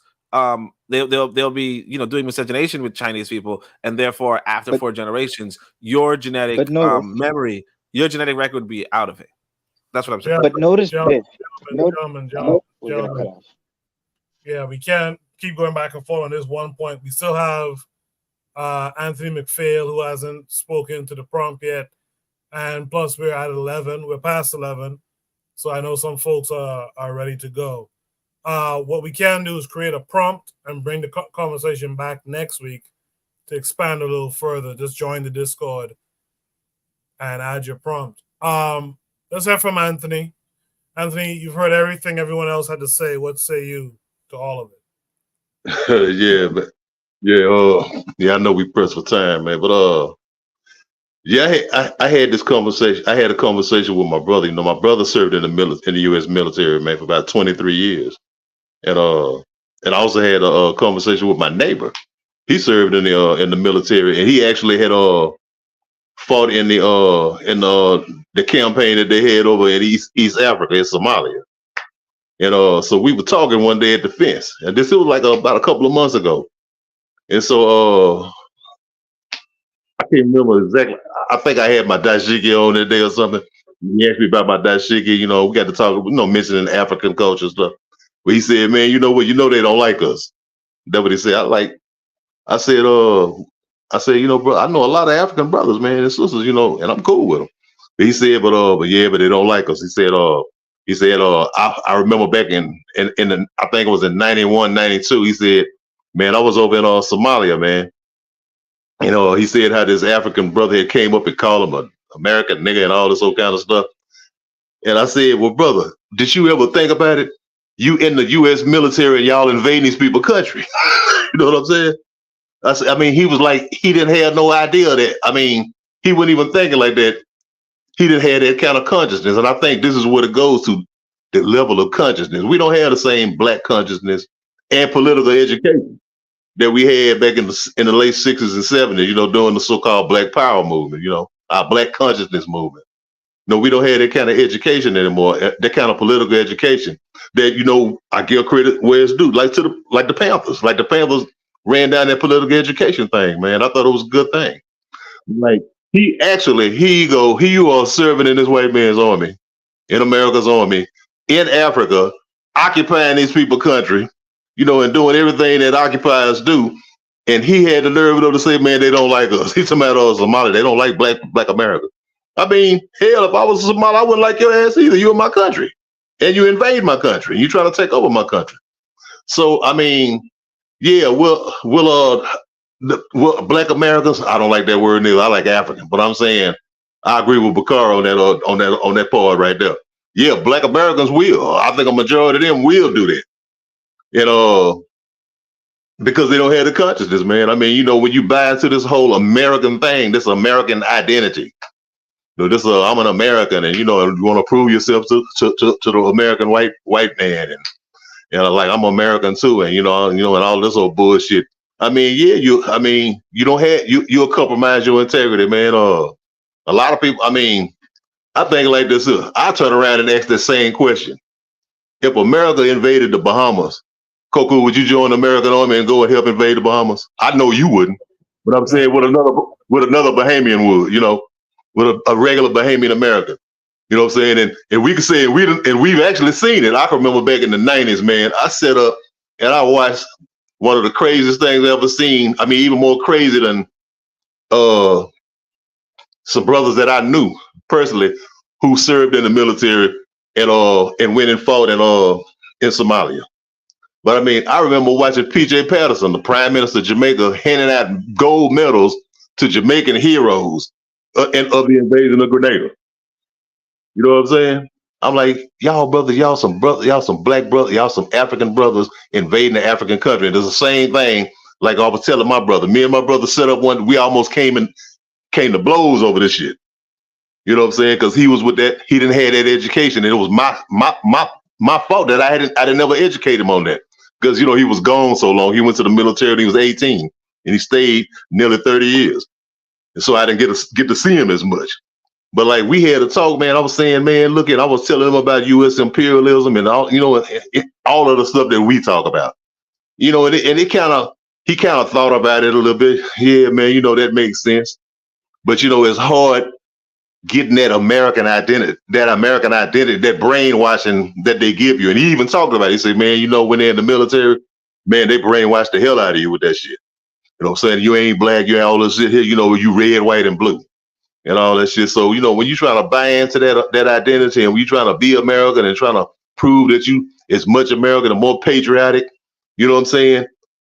Yeah. Of course. I think a lot of brothers and sisters here would choose to do that. Now, at the same time, I think it's a lot of brothers and sisters here that like, man, we ain't with that shit. And it's always been that we could go to the Vietnam War era. I mean, there's a lot of brothers and sisters who ain't with that shit. And even during the Grenada thing, the Grenada campaign, it was a lot of black people here then, who was like, wouldn't with that either. They had protests to that. But we had a lot of conscience then, because we had an organization called Trans Africa who was like, no, man, this is some bullshit right here. No, we ain't gonna let this go down. We're gonna fight this. But it like I said, it goes to, we don't have the consciousness that we had at that time. And just as for me personally, man, I would never support America in none of this bullshit. Not ever. I would never fight against another black man in Africa, in the Caribbean. Hell, I don't want to fight against no brother here in Louisiana. You know what I'm saying? I would never do that. But yeah, unfortunately, I think a lot of people, because of we don't have the self-awareness, and the consciousness and the political education. Yeah, I think they would. But then I kind of agree with Bonner a little bit. I think after a while they'll say, damn, because at the same time, when we had protests here, like over a brother or sister getting killed, like in Mike Brown and everything, those police had on American military gear. And probably someone was probably an American military guy who was pointing the damn guns at our black ass. You know what I'm saying? You got to always think about that. Okay, today we gonna go and kill these Negroes over here because these Negroes got an accent. These Negroes got a different culture. They Caribbean or they from Africa. Well, you know what? Them your people. And when they this example do Diallo, when they shot him 41 times, they ain't say whether he was a black American or a continental African. You know what I'm saying? We got to keep that kind of stuff in our mind, though, man. I'd knock off right there. Anthony, one quick thing. Anthony, yeah. To your question, brother, America never have to worry about putting a gun in a Bahamian American hand and wondering what he's gonna do with it if he was to invade the Bahamas. All America have to do is just put a bunch of guns on the shore of the Bahamas. We'll take care of it ourselves. We good. We so good at killing each other. We rank in the world right now. We rank 6th in the world at the highest murder rate. 6. The country they say is paradise. We rank 6th. You know who's number one? You know who's number one? Anthony, guess who's number one? Who? Jamaica. I can believe it. Hey, I can believe it. Hey, brother, because like I said, I stood up there. I was looking at that. I said, this man handed out gold medals. You know what I'm saying? Like awards to brothers who had invaded Grenada. Yeah. I mean, listen, bro. All they need to do, like I say, America don't need to invade none of these Caribbean. All they simply need to do is put some military-style guns for free. Like, I hear that sometimes they leave guns in certain neighborhoods in America. All they need to do is just put it in some areas. We'll take care of it all by ourselves. We'll shoot everybody. We'll shoot it literally, and I don't like to say this about Bahamian people, but I just live here long enough to know how, man. Anyways, I just really wanted to put that out there. America never has to worry about a Bahamian American coming here to do any harm to Bahamian people. We good at that. We didn't master that. We master that. All right, that's the show for tonight. We only got to 3 of the 5 topics, but that's all good. I'll bring them back next week.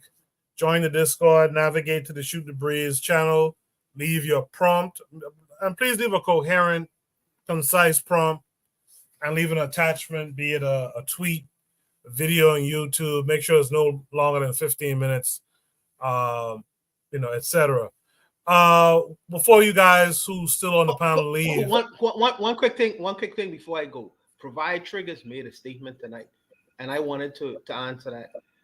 She said that while we focus on African Americans, what happened usually is there is something called the Discord. On the Discord, people could put any questions they want to. that could come from anyone around the world. It could come. That prompt could have been created by an African American person. So when Koku brings up these prompts, he is just merely putting up a prompt, someone else put in the Discord, and we are simply answering questions. We're not centrally focused on any particular group of people. If you want to next week, you could put up a prompt saying, would Africans or Caribbean people attack people in the Bahamas? You could flip it around, and he is just going to put the prompt out there for us to discuss. So we ain't focusing on no particular group of people. We just simply answering the question that's put out there as a prompt. That's it. I just wanted to answer that for the sister. Yeah, and I was gonna shout out to her. She had that as a follow-up question, but we didn't have time to really address it with each panelist. But thank you for that, Buana. Buana, while you're here, what's your positive shout out in general for this week? I can't really think of something that's really be positive that I could really point to. But shout out to life, shout out to good health, shout out to wealth, shout out to being able to have a discussion with the brothers again on the panel. Shout out to Takru, a young brother who actually listens, and he had very valuable comments to make tonight. I love the fact that him and Oni had the ability to spar with one another. Two young intellectuals going at it. Shout out to Kim G Verse for giving his expertise tonight, and also Anthony McFall giving his expertise as well, because he's a very sharp man. So just shout out to the brothers on the panel, man, and shout out for the dialogue. I'll leave it there. Appreciate it, Buana. Thanks for sticking around with us to the end. With that said, Anthony, what would you like to shout out this week? Oh yeah, I just like to shout out all of the brothers on the panel, man.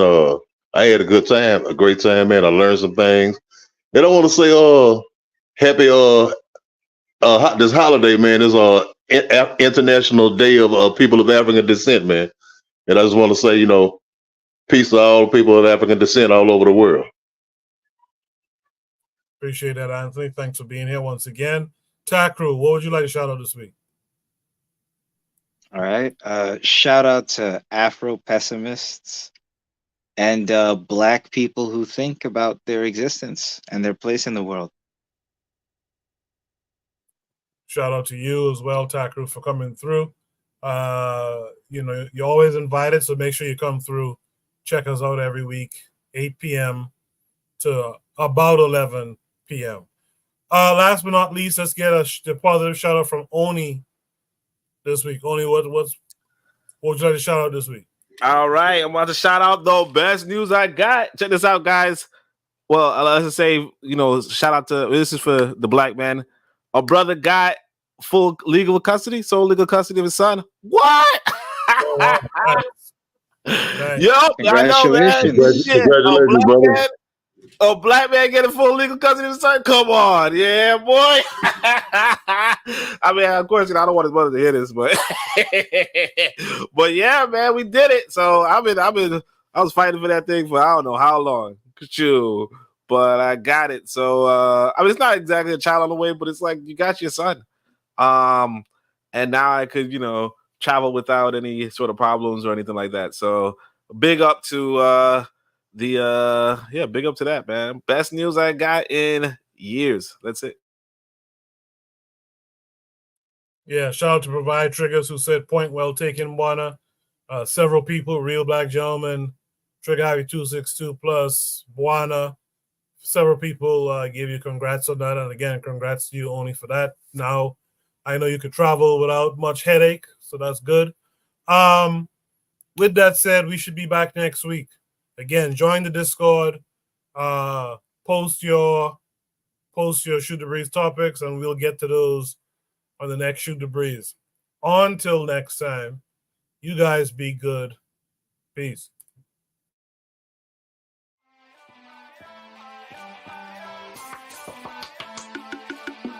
Thanks for listening to the Bitter Medicine Podcast with your host, Koku. If you like what you just heard, we hope you pass along our web address, bittermedicineblogs.com, to your friends and colleagues, and share our show to all your social media. Be sure to check out our archive section on our website for previous podcasts. This has been a KWAZ radio production. Join us next time for another session of the Bitter Medicine Podcast. Follow us on Facebook at Bitter Medicine Show, Twitter, Bitter Meds, Tumblr, Bitter Meds, Instagram, Bitter Medicine.